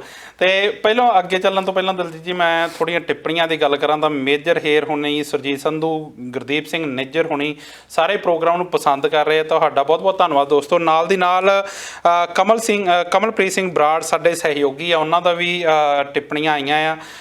ਉਹ ਗੱਲ ਕਰ ਰਹੇ ਦਲਜੀਤ ਜੀ ਕਿ ਜਿਹੜੇ ਆਪਣੀ ਵਿੱਕੀ ਮਿੱਡੂ ਖੇੜਾ ਦੀ ਮੌਤ ਹੋਈ ਆ ਪਿਛਲੇ ਦਿਨੀ। ਮੇਰਾ ਅਗਲਾ ਸਵਾਲ ਵੀ ਖੈਰ ਉਹੀ ਸੀਗਾ ਜੋ ਪੰਜਾਬ ਦੇ ਵਿੱਚ ਗੈਂਗ ਵਾਰ ਹੁੰਦੀ ਆ ਕਿਉਂਕਿ ਅੱਜ ਤੋਂ ਜੇ 5-7 ਸਾਲ ਪਹਿਲਾਂ ਦੀ ਗੱਲ ਕਰੀਏ ਤਾਂ ਇਹ ਜਿਹੜੀਆਂ ਚੀਜ਼ਾਂ ਬੜੀਆਂ ਅਨਕੋਮਨ ਲੱਗਦੀਆਂ ਸੀ ਪਰ ਹੁਣ ਤਾਂ ਹਰ ਦੂਜੇ ਚੌਥੇ ਦਿਨ ਇੱਦਾਂ ਦੀਆਂ ਵੀਡੀਓ ਸਾਡੇ ਸਾਹਮਣੇ ਆਉਂਦੀਆਂ ਕਿ ਸ਼ਰੇ ਦਿਨ ਜਿਹੜੇ ਸ਼ਰੇ ਬਾਜ਼ਾਰ ਦੇ ਵਿੱਚ ਖੁੱਲ੍ਹੇਆਮ ਗੋਲੀਆਂ ਚਲਾਈਆਂ ਜਾਂਦੀਆਂ ਅਤੇ ਕਿਸੇ ਨਾ ਕਿਸੇ ਨੌਜਵਾਨ ਦੀ ਮੌਤ ਹੋ ਜਾਂਦੀ। ਉਸ ਤੋਂ ਬਾਅਦ ਕਿਸੇ ਨਾ ਕਿਸੇ ਗਰੁੱਪ ਵੱਲੋਂ ਫੇਸਬੁੱਕ 'ਤੇ ਇਹਦੀ ਜ਼ਿੰਮੇਵਾਰੀ ਲਈ ਜਾਂਦੀ ਆ। ਜਿਹੜੀ ਖੁੱਲ੍ਹੇਆਮ ਜਿਹੜੀ ਗੈਂਗ ਵਾਰ ਹੋਣ ਲੱਗ ਪਈ ਹੈ ਪੰਜਾਬ ਦੇ ਵਿੱਚ ਇਹਨੂੰ ਕਿੱਦਾਂ ਦੇਖਦੇ ਹੋ ਤੁਸੀਂ? ਅਸਲ ਦੇ ਵਿੱਚ ਇਹਦਾ ਮੁੱਢ ਵੱਜਿਆ 2012 ਦੇ ਵਿੱਚ ਜਦੋਂ ਤੁਸੀਂ ਕਿਹਾ 5-6 ਸਾਲ ਪਹਿਲਾਂ ਅਸਲ ਦੇ ਵਿੱਚ ਇਹਨੂੰ 8-9 ਸਾਲ ਹੋ ਗਏ ਜੀ। 2012 ਦੇ ਵਿੱਚ ਇੱਕ ਨਾਭਾ ਜੇਲ੍ਹ ਕਾਂਡ ਹੋਇਆ ਸੀ। ਉਹਦੇ ਵਿੱਚ ਇਹਨਾਂ ਨੇ ਨਾਭਾ ਜੇਲ੍ਹ ਦੇ ਵਿੱਚੋਂ ਸੇਖੋਂ ਜੀ ਇੱਕ ਅਮਨਦੀਪ ਤੇ 2 ਖਾਲਿਸਤਾਨੀ ਇਹਨਾਂ ਨੇ ਜੇਲ੍ਹ ਤੋੜੀ ਸੀ ਜੀ। ਇਹਨਾਂ ਦਾ ਸਾਥ ਦਿੱਤਾ ਸੀ ਵਿੱਕੀ ਗੌਂਡਰ ਹੋਣਾ ਜੀ। ਉਸ ਤੋਂ ਬਾਅਦ ਇਹਨਾਂ ਨੇ ਕੁਛ ਦੱਸਿਆ ਉਸ ਤੋਂ ਬਾਅਦ ਫੜ ਹੋਏ ਆ ਕਿਉਂਕਿ ਕਾਫੀ ਚਿਰ ਇਹ ਰੂਪੋਸ਼ ਵੀ ਰਹੇ ਆ ਜੀ। ਉਸ ਤੋਂ ਬਾਅਦ ਇਹਨਾਂ ਆਪਸੀ ਬੰਦਿਆਂ ਦੀ ਇੱਕ ਖਹਿਬਾਜੀ ਚੱਲ ਪਈ ਜੀ ਤੇ ਖਹਿਬਾਜੀ ਚੱਲੀ ਆ ਜੇਲ੍ਹਾਂ ਦੇ ਵਿੱਚੋਂ। ਇਹ ਗੈਂਗਵਾਰ ਜਿਹੜੀ ਸ਼ੁਰੂ ਹੋਈ ਆ ਇਹਦੇ ਵਿੱਚ ਨਲਾਇਕੀ ਪੰਜਾਬ ਸਰਕਾਰ ਦੀ ਆ ਜੀ। ਨਲਾਇਕੀ ਕਹਿ ਲਓ ਜਾਂ ਹੁਸ਼ਿਆਰੀ ਕਹਿ ਲਓ ਇਹ ਦੋਨੇ ਕਹਿ ਸਕਦੇ ਆਪਾਂ। ਨਲਾਇਕੀ ਇੱਕ ਆਮ ਬੰਦਾ ਸੋਚ ਸਕਦਾ ਵੀ ਇਦਾਂ ਜਿਹੜੇ ਆਮ ਜਿਹੜੇ ਲੋਕ ਆ ਉਹਨਾਂ ਦੇ ਜਿਹੜੇ ਬੱਚੇ ਆ ਬੜੇ ਕੈਲੀਬਰ ਵਾਲੇ ਜਦੋਂ ਇਹਨਾਂ ਦਾ ਅਸੀਂ ਇਤਿਹਾਸ ਦੇਖਦੇ ਹਾਂ ਕੋਈ ਸਪੋਰਟਸਮੈਨ ਦੇ ਵਿੱਚ ਬਹੁਤ ਵਧੀਆ ਕੋਈ ਬਹੁਤ ਵਧੀਆ ਸਮਾਜ ਸੇਵਾ ਦੇ ਨਾਲ ਜੁੜਿਆ ਹੋਇਆ ਹਰ ਇੱਕ ਦਾ ਨਾਂ ਇਦਾਂ ਦਾ ਕੋਈ ਪਿਛੋਕੜ ਕੋਈ ਨਾ ਕੋਈ ਨਿਕਲਦਾ। ਪਰ ਇਹ ਬੱਚਿਆਂ ਨੂੰ ਕੀ ਹੋ ਗਿਆ ਇਦਾਂ ਦਾ ਇਹਨਾਂ ਲੋਕਾਂ ਨੂੰ ਕੀ ਗੱਲ ਹੋ ਗਈ ਕਿ ਇਹ ਗੈਂਗਵਾਰ ਦਾ ਸ਼ਿਕਾਰ ਹੋ ਗਏ। ਉਹਦੇ ਵਿੱਚ ਕੀ ਹੁੰਦਾ ਕਿ ਪੋਲੀਟੀਸ਼ੀਅਨ ਇਹਨਾਂ ਨੂੰ ਪਹਿਲਾਂ ਯੂਜ਼ ਕਰਦੇ ਆ। ਇੱਕ ਮੇਰਾ ਬਹੁਤ ਵਧੀਆ ਦੋਸਤ ਸੀ ਉਹ ਵੀ ਇਹਦੀ ਭੇਂਟ ਚੜ ਗਿਆ। ਉਹਨੇ ਇੱਕ ਵਾਰੀ ਮੈਨੂੰ ਫੋਨ ਕੀਤਾ ਵੀ ਕੋਈ ਵੀ ਕੰਮ ਹੋਇਆ ਮੈਨੂੰ ਦੱਸਣਾ ਪੋਲੀਟੀਕਲੀ। ਮੈਂ ਕਿਹਾ ਭਰਾਵਾ ਸਾਨੂੰ ਤਾਂ ਵੀ ਠੀਕ ਹੈ ਚਲੋ ਰੋਟੀ ਪਾਣੀ ਮਿਲਦਾ ਸਾਡੀਆਂ ਬਹੁਤੀਆਂ ਇਛਾਵਾਂ ਨਹੀਂ ਜੀ। ਉਹਦੇ ਵਿੱਚ ਉਹ ਬੰਦੇ ਨੇ ਦੱਸਿਆ ਵੀ ਸਾਡੇ ਹੱਥ ਅਸੀਂ ਬਹੁਤ ਕੰਮ ਕਰਾ ਸਕਦੇ ਹਾਂ। ਪੋਲੀਟੀਸ਼ੀਅਨ ਫਲਾਨਾ ਜਿਹੜਾ ਆ ਉਹ ਤਾਂ ਕੰਮ ਹੀ ਅਸੀਂ ਜੋ ਕਹਿੰਦੇ ਆ ਉਹੀ ਕਰਦੇ ਹਾਂ ਪਰ ਜਦੋਂ ਉਹਦਾ ਐਂਡ ਆਇਆ ਕਿਸੇ ਨੇ ਸਾਥ ਨਹੀਂ ਦਿੱਤਾ। ਇਹ ਜਿਹੜੇ ਪੋਲੀਟੀਸ਼ੀਅਨ ਆ ਇਹ ਇਹਨਾਂ ਨੂੰ ਯੂਜ਼ ਕਰਦੇ ਆ ਫਿਰ ਬਾਅਦ ਦੇ ਵਿੱਚ ਜਿਹੜਾ ਭਾਰਾ ਗਰੁੱਪ ਹੁੰਦਾ ਜਿਹੜਾ ਇਹਨਾਂ ਨੂੰ ਲੱਗਦਾ ਵੀ ਖਤਰਾ ਦੂਜਾ ਬਣ ਗਿਆ ਉਹਨੂੰ ਇਹ ਐਂਡ ਕਰਾ ਦਿੰਦੇ ਆ। ਇਹ ਗੈਂਗਵਾਰ ਦੇ ਵਿੱਚ ਸਰਕਾਰ ਦੀਆਂ ਬਹੁਤ ਵੱਡੀਆਂ ਹੁਸ਼ਿਆਰੀਆਂ ਵੀ ਹੈਗੀਆਂ ਉਹਨਾਂ ਨੂੰ ਵਰਤਿਆ ਜਾਂਦਾ ਤੇ ਦੋਨੇ ਤਰ੍ਹਾਂ ਚਾਹੇ ਉਹ ਅਕਾਲੀ ਰੱਖ ਲਓ ਚਾਹੇ ਕਾਂਗਰਸੀ ਰੱਖ ਲਓ ਇਹਨਾਂ ਨੂੰ ਵਰਤਿਆ ਜਾਂਦਾ ਪਰ ਇਹਦਾ ਸ਼ਿਕਾਰ ਹੁੰਦੀ ਹੈ ਨੌਜਵਾਨ ਪੀੜ੍ਹੀ। ਹੁਣ ਜਿਹੜੇ ਪਰ ਕੁਛ ਦਿਨਾਂ ਦੇ ਉੱਤੋਂ ਇਹ ਜਿਹੜੇ ਮਿੱਡੂ ਖੇੜੇ ਦਾ ਆਪਾਂ ਗੱਲ ਕਰ ਲਓ ਕਿ ਯੂਨੀਵਰਸਿਟੀਆਂ ਦੇ ਵਿੱਚ ਵਧੀਆ ਇੱਕ ਪੋਲੀਟੀਕਲੀ ਦੇਖੋ ਯੂਨੀਵਰਸਿਟੀਆਂ ਦੇ ਵਿੱਚੋਂ ਜਿਹੜੇ ਲੀਡਰ ਨਿਕਲ ਕੇ ਆਉਂਦੇ ਆ ਉਹਨਾਂ ਦਾ ਜਿਹੜਾ ਪ੍ਰਭਾਵ ਆ ਬਹੁਤ ਜ਼ਿਆਦਾ ਹੁੰਦਾ। ਉਹ ਐਜੂਕੇਟਡ ਲੋਕ ਹੁੰਦੇ ਆ ਐਜੂਕੇਟਡ ਲੋਕਾਂ ਦੇ ਵਿੱਚ ਕੰਪਨੀ ਹੁੰਦੀ ਆ ਤੇ ਬਹੁਤ ਵੱਡੀ ਨੌਲੇਜ ਰੱਖਦੇ ਹੁੰਦੇ। ਜੇ ਇਹਨੂੰ ਆਪਾਂ ਵੱਡੇ ਬਰੋਡ ਲੈਵਲ ਤੇ ਦੇਖੀਏ ਇਹ ਬਹੁਤ ਵਧੀਆ ਗੱਲ ਹੁੰਦੀ ਆ ਕਿ ਜੇ ਸਾਡੇ ਲੀਡਰ ਯੂਨੀਵਰਸਿਟੀਆਂ ਦੇ ਵਿੱਚੋਂ ਆਉਣ ਜੀ। ਸਾਡੇ ਤਾਂ ਜਿਹੜੇ ਲੀਡਰ ਆਉਂਦੇ ਆ ਉਹ ਸਰਪੰਚੀ ਸਿੱਧੀ ਪੰਚੀ ਸਰਪੰਚੀ ਜਿੱਤ ਕੇ ਬਲਾਕ ਸੰਮਤੀ ਸਿੱਧਾ MLA ਨੂੰ ਆਉਂਦੇ ਆ ਪੈਸੇ ਦੇ ਜ਼ੋਰ ਦੇ ਉੱਤੇ ਜੀ। ਪਰ ਦੂਜੇ ਪਾਸੇ ਯੂਨੀਵਰਸਿਟੀਆਂ ਦੇ ਵਿੱਚੋਂ ਕਨਈਆ ਕੁਮਾਰ ਵਰਗੇ ਨਿਕਲਦੇ ਆ ਜਿਹੜੇ ਬੰਦੇ ਤੁਸੀਂ ਰਿਸਰਚ ਕਰਕੇ ਦੇਖਿਓ ਭਾਰਤ ਦੇ ਜਿਹੜੇ ਵੱਡੇ ਲੀਡਰ ਹੋਏ ਆ ਜਿਹੜੇ ਯੂਨੀਵਰਸਿਟੀਆਂ ਦੇ ਵਿੱਚੋਂ ਲੀਡਰ ਕਾਇਆ ਲਾਲੂ ਪ੍ਰਸਾਦ ਯਾਦਵ ਵੀ ਤੁਸੀਂ ਗੱਲ ਰੱਖ ਲਓ ਇੱਕ ਵਧੀਆ ਲੀਡਰ ਆ ਉਹ ਭਾਵੇਂ ਉਹਦੇ ਉੱਤੇ ਇੱਕ ਉਹਨੂੰ ਇੱਕ ਇਦਾਂ ਦਾ ਬਣਾ ਦਿੱਤਾ ਵੀ ਇਹ ਅਨਪੜ੍ਹ ਬੰਦਾ ਜੀ ਜਾਂ ਕਹਿ ਲਓ ਕਿ ਉਹ ਯੂਨੀਵਰਸਿਟੀਆਂ ਦੇ ਵਿੱਚੋਂ ਹੀ ਆਇਆ ਉਹ ਬਿਲਕੁਲ ਠੀਕ ਹੈ ਉਹਦੇ ਜੇ ਤੁਸੀਂ ਪਿਛੋਕੜ ਦੇਖੋਗੇ ਪਰ ਉਹਦੀ ਇੱਕ ਮਿਆਰ ਹੀ ਬਣਾ ਦਿੱਤਾ ਇਦਾਂ ਦਾ ਜੀ। ਫਿਰ ਉੱਥੇ ਮੈਂ ਗੱਲ ਆਉਂਦਾ ਕਿ ਇਹਨਾਂ ਲੋਕਾਂ ਤੋਂ ਖਤਰਾ ਲੱਗਣ ਲੱਗ ਪੈਂਦਾ ਉਹ ਲੋਕਾਂ ਨੂੰ ਜਿਹੜੇ ਕਿ ਕੈਲੀਬਰ ਰੱਖਦੇ ਨਹੀਂ ਪੋਲੀਟੀਸ਼ੀਅਨ ਇਹਨਾਂ ਨੂੰ ਯੂਜ਼ ਕੀਤਾ ਜਾਂਦਾ ਬਾਅਦ ਦੇ ਵਿੱਚ ਇਹਨਾਂ ਨੂੰ ਮਰਵਾ ਦਿੱਤਾ ਜਾਂਦਾ। ਤੁਸੀਂ ਦੇਖੋ ਵੀ ਇਹਨਾਂ ਦੀ ਮੌਤ ਹੁੰਦੀ ਆ ਜੀ ਅਜੇ ਸੰਸਕਾਰ ਹੋਇਆ ਨਾਲੇ ਇੱਕ ਬੰਦੇ ਦੇ ਮੂੰਹ ਮਿੱਠਾ ਵੀ ਕਰਾਤਾ ਲੱਡੂ ਵੀ ਖਿਲਾਉਂਦੇ ਦੀਆਂ ਫੋਟੋਆਂ ਵਾਇਰਲ ਹੋ ਗਈਆਂ ਕਿ ਜਿਹੜਾ ਹੁਣ ਜੀ ਉਹਦੀ ਜਗ੍ਹਾ ਦੇ ਉੱਤੇ ਤੂੰ ਆ ਇਹਦਾ ਮਤਲਬ ਕੀ ਹੋਇਆ ਜਿਨ੍ਹਾਂ ਦਾ ਬੱਚਾ ਸੀ ਉਹ ਮਰ ਗਿਆ ਉਹਨਾਂ ਨੂੰ ਸ਼ੌਕ ਆ। ਦਲਜੀਤ ਜੀ ਬਾਲੀਵੁੱਡ ਦੇ ਵਿੱਚ ਇੱਕ ਨਾ ਫਿਲਮ ਆਈ ਸੀ ਸੰਜੇ ਦੱਤ ਦੀ ਵਾਸਤਵ ਤੁਸੀਂ ਵੇਖੀ ਹੋਣੀ ਆ ਉਹਦੇ ਵਿੱਚ ਇੱਕ ਗੈਂਗਸਟਰ ਦੀ ਜ਼ਿੰਦਗੀ ਨੂੰ ਬੜੀ ਬਰੀਕੀ ਨਾਲ ਵਿਖਾਇਆ ਗਿਆ ਸੀ ਤੇ ਉਹਦੇ ਵਿੱਚ ਦਿਖਾਇਆ ਕਿ ਕਿੱਦਾਂ ਉਹ ਪਹਿਲਾਂ ਪੋਲੀਟੀਸ਼ੀਅਨਸ ਦੇ ਕੋਲ ਹੁੰਦਾ ਕਿੱਦਾਂ ਉਹ ਆਪਣੇ ਪੁੱਤ ਵਾਂਗੂ ਉਹਨੂੰ ਪਾਲਦਾ ਤੇ ਜਦੋਂ ਬਾਅਦ ਚ ਉਹਦਾ ਨਿਕਲ ਜਾਂਦਾ ਆ ਮਤਲਬ ਤਾਂ ਕਿਸ ਤਰੀਕੇ ਨਾਲ ਉਹਨੂੰ ਘੇਰ ਕੇ ਮਾਰਿਆ ਜਾਂਦਾ। ਉਹ ਮੇਰੇ ਖਿਆਲ ਮੂਵੀ ਜਿਹੜੀ ਆ ਉਹ ਅਸਲੀਅਤ ਦੇ ਬਹੁਤ ਨੇੜੇ ਲੱਗਦੀ ਕਿਉਂਕਿ ਜਦੋਂ ਵੀ ਇਹਨਾਂ ਜੇ ਪੰਜਾਬ ਦੇ ਗੈਂਗਸਟਰਸ ਦੀ ਗੱਲ ਕਰੀਏ ਜਿੰਨੇ ਵੀ ਇੱਥੇ ਹੈਗੇ ਆ ਜਿੱਦਾਂ ਰੌਕੀ ਦੀ ਗੱਲ ਕੀਤੀ ਤੁਸੀਂ ਡਿੰਪੀ ਚੰਦਪਾਨ ਹੋਰ ਵੀ ਬੜੇ ਹੈਗੇ ਆ ਇੱਦਾਂ ਇਹਨਾਂ ਦੀ ਜਦੋਂ ਵੀ ਜ਼ਿੰਦਗੀ ਨੂੰ ਫਰੋਲ ਕੇ ਵੇਖੀਏ ਤੇ ਇਹਨਾਂ ਦੇ ਕਨੈਕਸ਼ਨ ਕਿਤੇ ਨਾ ਕਿਤੇ ਪੋਲੀਟੀਕਲ ਨਿਕਲਦੇ ਆ ਉਹ ਜਿਹੜੀ ਜੋ ਗੱਲਬਾਤ ਹੈ ਉਹ ਕਾਫੀ ਉਸ ਮੂਵੀ ਦੇ ਲਾਗੇ ਲੱਗਦੀ ਆ। ਦੇਖੋ ਪੋਲੀਟੀਕਲ ਹੋਣਗੇ ਜਾਂ ਪੁਲਿਸ ਦੇ ਨਾਲ ਹੋਣਗੇ ਪੁਲਿਸ ਵੀ ਇੱਦਾਂ ਬਣਾਉਂਦੀ ਆ ਗੈਂਗਸ ਆਫ ਵਾਸੇਪੁਰ ਦੇਖੋ ਫਿਲਮਾਂ ਜਿਹੜੀਆਂ ਹੁੰਦੀਆਂ ਉਹ ਕਲਪਨਾਤਮਕ ਨਹੀਂ ਹੁੰਦੀਆਂ ਬਹੁਤ ਸਾਰੇ ਲੋਕ ਕਹਿੰਦੇ ਆ ਵੀ ਕਲਪਨਾ ਹੋ ਸਕਦੀ ਕਲਪਨਾ ਹੋਵੇ ਜੀ ਪਰ ਕਿਤੇ ਨਾ ਕਿਤੇ ਉਹ ਹੱਡ ਬੀਤੀ ਜਾਂ ਜੱਗ ਬੀਤੀ ਹੁੰਦੀ ਹੈ ਉਹਦੇ ਵਿੱਚ ਜੋ ਸਾਡੇ ਸਮਾਜ ਦੇ ਵਿੱਚ ਹੁੰਦਾ ਸਾਡਾ ਜਿਹੜਾ ਲਿਟਰੇਚਰ ਹੈ ਸਾਡਾ ਸਾਹਿਤ ਹੈ ਸਾਡੀਆਂ ਜਿਹੜੀਆਂ ਫਿਲਮਾਂ ਆ ਉਹ ਸਾਡੇ ਸਮਾਜ ਦੀਆਂ ਇੱਕ ਚਿਤਰਣ ਹੁੰਦੀਆਂ ਅਸੀਂ ਕਿਸੇ ਵੀ ਸਮਾਜ ਦੀ ਰਿਸਰਚ ਕਰਨੀ ਆ ਅਸੀਂ ਉੱਥੇ ਦਾ ਸਾਹਿਤ ਪੜ੍ਹ ਲਈਏ ਉੱਥੇ ਦੀਆਂ ਫਿਲਮਾਂ ਦੇਖ ਲਈਏ ਸਾਨੂੰ ਪਤਾ ਲੱਗ ਜਾਂਦਾ ਵੀ ਇਹ ਕਿੱਥੇ ਦੇ ਲੋਕ ਆ। ਅਸੀਂ ਆ ਗਾਣਿਆਂ ਦੀ ਹੁਣ ਗੱਲ ਕਰਦੇ ਹਾਂ ਗਾਣਿਆਂ ਤੋਂ ਸਾਡੇ ਸਮਾਜ ਦਾ ਪਤਾ ਲੱਗਦਾ ਜੇ ਅਸੀਂ ਕੀ ਕਰਦੇ ਹਾਂ ਜੇ ਅਸੀਂ ਧਾਰਮਿਕ ਜਦੋਂ ਪੁਰਾਣੇ ਤੁਸੀਂ ਗੀਤ ਕੱਢ ਕੇ ਦੇਖ ਲਓ ਉਦੋਂ ਦੇ ਅਸੀਂ ਉਸ ਤਰ੍ਹਾਂ ਦੇ ਹੁੰਦੇ ਸੀ ਇਸ ਕਰਕੇ ਸਾਡਾ ਜਿਹੜਾ ਚਿਤਰਣ ਆ ਉਹਨਾਂ ਤੋਂ ਚੀਜ਼ਾਂ ਤੋਂ ਹੁੰਦਾ ਇਹ ਕੋਈ ਬਾਹਰੋਂ ਨਹੀਂ ਚੀਜ਼ਾਂ ਆਉਂਦੀਆਂ ਪਰ ਅਸਲੀ ਇਹ ਆ ਕਿ ਜਿਹੜੇ ਵੀ ਖਾਸ ਤੌਰ ਦੇ ਉੱਤੇ ਨੌਜਵਾਨ ਇਹਨਾਂ ਕੰਮਾਂ ਦੇ ਵਿੱਚ ਪੈਂਦੇ ਆ ਉਹਨਾਂ ਨੂੰ ਇਹ ਸੋਚਣਾ ਚਾਹੀਦਾ ਕਿ ਜਿਹੜਾ ਹਿਸਟਰੀ ਜ਼ਰੂਰ ਪੜ੍ਹਨੀ ਚਾਹੀਦੀ ਹੈ ਕਿ ਜਿਹੜੇ ਪੁਰਾਣੇ ਸੀ ਉਹਨਾਂ ਦੇ ਹਾਲਾਤ ਕੀ ਹੋਏ ਜੀ ਉਹਨਾਂ ਦਾ ਅੱਜ ਦਾ ਜਦੋਂ ਪਾਵਰ ਹੁੰਦੀ ਆ ਤੁਹਾਡੇ ਵਿੱਚ ਉਹਦਾ ਤੁਸੀਂ ਬਹੁਤ ਕੁਝ ਕਰ ਸਕਦੇ ਆ ਤੁਹਾਨੂੰ ਲੱਗਦਾ ਵੀ ਅਸੀਂ ਬਹੁਤ ਹੈਗੇ ਕੈਲੀਬਰ ਵਾਲੇ ਇਹ ਜੋ ਕੁਝ ਵੀ ਹੁੰਦਾ ਇਹ ਗੈਂਗਸਟਰ ਲਾਈਫ ਜਾਂ ਹੋਰ ਇਦਾਂ ਦੀਆਂ ਚੀਜ਼ਾਂ ਇਹਦੇ ਨਾਲ ਪਾਵਰ ਬਹੁਤ ਹੁੰਦੀ ਆ ਪਰ ਉਹ ਜਿਹੜੀ ਉਹ ਪਾਵਰ ਹੁੰਦੀ ਆ ਉਹ ਬਹੁਤ ਥੋੜੇ ਸਮੇਂ ਲਈ ਹੁੰਦੀ ਆ ਤੇ ਜਦੋਂ ਉਹ ਪਾਵਰ ਤੁਹਾਡੇ ਤੋਂ ਜਾਂਦੀ ਆ ਤਾਂ ਉਹ ਤੁਹਾਡੀ ਮੌਤ ਜ਼ਰੂਰ ਲੈ ਕੇ ਆਉਂਦੀ ਆ। ਇਹ ਜਿੰਨੀਆਂ ਵੀ ਜੇਕਰ ਆਪਾਂ ਇਹਨਾਂ ਜੋ ਕੁਝ ਵੀ ਪਿੱਛੇ ਹਾਲਾਤ ਹੋਏ ਆ ਜੋ ਕੁਝ ਵੀ ਇਹ ਸਾਰੀਆਂ ਘਟਨਾਵਾਂ ਹੋਈਆਂ ਇਹਨਾਂ ਤੋਂ ਇੱਕ ਚੀਜ਼ ਜ਼ਰੂਰ ਸਾਫ਼ ਨਿਕਲ ਕੇ ਆਉਂਦੀ ਹੈ ਕਿ ਇਹ ਜੋ ਜ਼ਿੰਦਗੀ ਹੁੰਦੀ ਹੈ ਇਹ ਜ਼ਿੰਦਗੀ ਦਾ ਦਿਨ ਜਿਹੜੇ ਬਹੁਤ ਥੋੜੇ ਹੁੰਦੇ ਆ ਤੇ ਇਹਨਾਂ ਦਾ ਨਤੀਜਾ ਹਮੇਸ਼ਾ ਮੌਤ ਹੀ ਹੁੰਦੀ ਆ।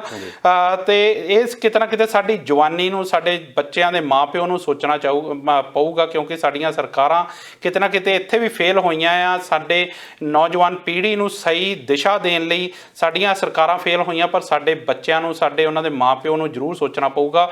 ਤੇ ਦਲਜੀਤ ਜੀ ਇਹਦੇ ਨਾਲ ਨਾਲ ਮੈਂ ਪ੍ਰੋਗਰਾਮ ਦਾ ਸਮਾਂ ਜਿਹੜਾ ਹੈ ਉਹ ਮੁਕੰਮਲ ਹੋ ਚੱਲਿਆ ਪਰ ਇਹਦੇ ਨਾਲ ਨਾਲ ਮੈਂ ਜਾਂਦੇ ਜਾਂਦੇ ਇੱਕ ਵਿਸ਼ੇ ਨੂੰ ਜ਼ਰੂਰ ਛੋਣਾ ਚਾਹੂੰਗਾ ਗੁਰਨਾਮ ਸਿੰਘ ਚੜੂਨੀ ਹੁਣਾਂ ਬਾਰੇ ਗੱਲ ਕਰਨੀ ਚਾਹੂੰਗਾ ਕਿਉਂਕਿ ਉੱਧਰ ਕੈਪਟਨ ਸਾਹਿਬ ਕਹਿੰਦੇ ਕਿ ਜਿੰਨੇ ਚਿਰ ਤੱਕ ਪੰਜਾਬ ਦੇ ਮਸਲੇ ਹੱਲ ਨਹੀਂ ਹੁੰਦੇ ਉਨੇ ਚਿਰ ਤੱਕ ਮੈਂ ਕੁਰਸੀ ਤੇ ਰਹਿਣਾ ਹੈ ਮੈਂ ਰਾਜਨੀਤੀ ਨਹੀਂ ਛੱਡਣੀ ਤੇ ਕਹਿੰਦੇ ਗੁਰਨਾਮ ਸਿੰਘ ਚੜੂਨੀ ਹੁਣ ਵੀ ਰਾਜਨੀਤੀ 'ਚ ਆ ਕੇ ਕਹਿੰਦੇ ਮੈਂ ਵੀ CM ਦਾ ਚਿਹਰਾ ਕਿੱਦਾਂ ਦੇਖਦੇ ਹੋ?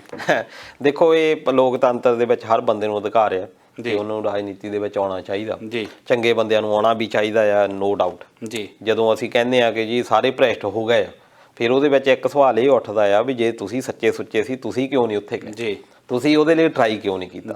ਅੱਜ ਸਾਡੇ ਬਹੁਤ ਸਾਰੇ ਲੀਡਰ ਜਾਂ ਦੋਸਤ ਕਹਿ ਦਿੰਦੇ ਆ ਜੀ MLA ਸਾਡਾ ਬੜਾ ਕਰਪਟ ਹੈ ਸਾਡਾ ਜਿਹੜਾ MP ਬੜਾ ਕਰਪਟ ਹੈ ਮੇਰਾ ਇੱਕੋ ਹੀ ਜਵਾਬ ਹੁੰਦਾ ਵੀ ਤੁਸੀਂ ਕੀ ਟਰਾਈ ਕੀਤੀ ਕਿ ਤੁਹਾਡੇ ਦੋਸਤਾਂ ਨੇ ਪਰਿਵਾਰਕ ਮੈਂਬਰਾਂ ਨੇ ਟਰਾਈ ਕੀਤੀ ਵੀ ਅਸੀਂ ਉਹਦਾ ਥਾਂ ਲਈਏ ਜੀ ਅਸੀਂ ਫਿਰ ਉਹਦਾ ਇੱਕੋ ਹੀ ਜਵਾਬ ਹੁੰਦਾ ਨਹੀਂ ਜੀ ਉਹਨਾਂ ਕੋਲ ਪੈਸਾ ਬਹੁਤ ਹੈ ਇੱਦਾਂ ਜੇ ਬੋ ਹੈ ਨਾ ਫਿਰ ਆਪਾਂ ਕੀਤਾ ਵੀ ਫਿਰ ਤੁਸੀਂ ਉਹਦੇ ਲਈ ਟਰਾਈ ਕੀਤੀ ਜੇ ਅਸੀਂ ਪੈਸਾ ਜੋੜੀਏ ਜਾਂ ਕਿੱਦਾਂ ਜੇ ਤੁਸੀਂ ਆਉਣਾ ਉਹਦੇ ਲਈ ਕੰਮ ਕਰਨਾ ਪੈਂਦਾ ਜੀ। ਦੂਜਾ ਗੁਰਨਾਮ ਸਿੰਘ ਚੜੂਨੀ ਇਹ ਪਹਿਲਾਂ ਵੀ ਕੇਸ ਇਹਨਾਂ ਨੇ ਇੱਕ ਵਾਰੀ ਲੜੀ ਆ ਇਲੈਕਸ਼ਨ ਭਾਵੇਂ ਬਹੁਤ ਥੋੜ੍ਹੀਆਂ ਵੋਟਾਂ ਪ੍ਰਾਪਤ ਹੋਈਆਂ ਕਿਉਂਕਿ ਵੋਟਾਂ ਦੇ ਵਿੱਚ ਇਹ ਹੁੰਦਾ ਕਿ ਜਦੋਂ ਕੋਈ ਆਜ਼ਾਦ ਬੰਦਾ ਆ ਉਹਨੂੰ ਵੋਟ ਨਹੀਂ ਅਸੀਂ ਪਾਉਂਦੇ ਜੀ। ਅਸੀਂ ਵੋਟ ਪਾਉਂਦੇ ਆ ਹਮੇਸ਼ਾ ਪਾਰਟੀ ਨੂੰ ਜੀ। ਮੈਂ ਤਾਂ ਇਹ ਵੀ ਕਹਿੰਦਾ ਹੁੰਦਾ ਵੀ ਕਿਸੇ ਗਧੇ ਨੂੰ ਖੜਾ ਕਰ ਦੋ ਕਿਸੇ ਪਾਰਟੀ ਦੇ ਨਾਂ ਤੇ ਜੀ, ਉਹ ਗਧੇ ਨੂੰ ਵੀ ਵੋਟਾਂ ਪੈਣਗੀਆਂ ਜੀ। ਇਸ ਗੱਲ ਦਾ ਕੋਈ ਅਤੀ ਕਥਨ ਨਹੀਂ ਜੀ। ਈਵਨ ਕਿ ਬਹੁਤ ਸਾਰੇ ਇਦਾਂ ਦੇ ਲੀਡਰ ਹੈਗੇ ਆ ਵੀਡੀਓ ਵਾਇਰਲ ਹੁੰਦੀਆਂ ਹਫ਼ਤਾ ਪਹਿਲਾਂ ਕਿ ਜੀ ਇੰਨੇ ਮੈਂ ਕਰੋੜ ਰੁਪਈਆ ਦੇ ਨਾਲ ਸੌਦਾ ਕਰ ਲਓ ਮੈਂ ਜਿੱਤੇ ਤੇ ਆਹ ਕੰਮ ਕਰੂੰਗਾ ਜੀ।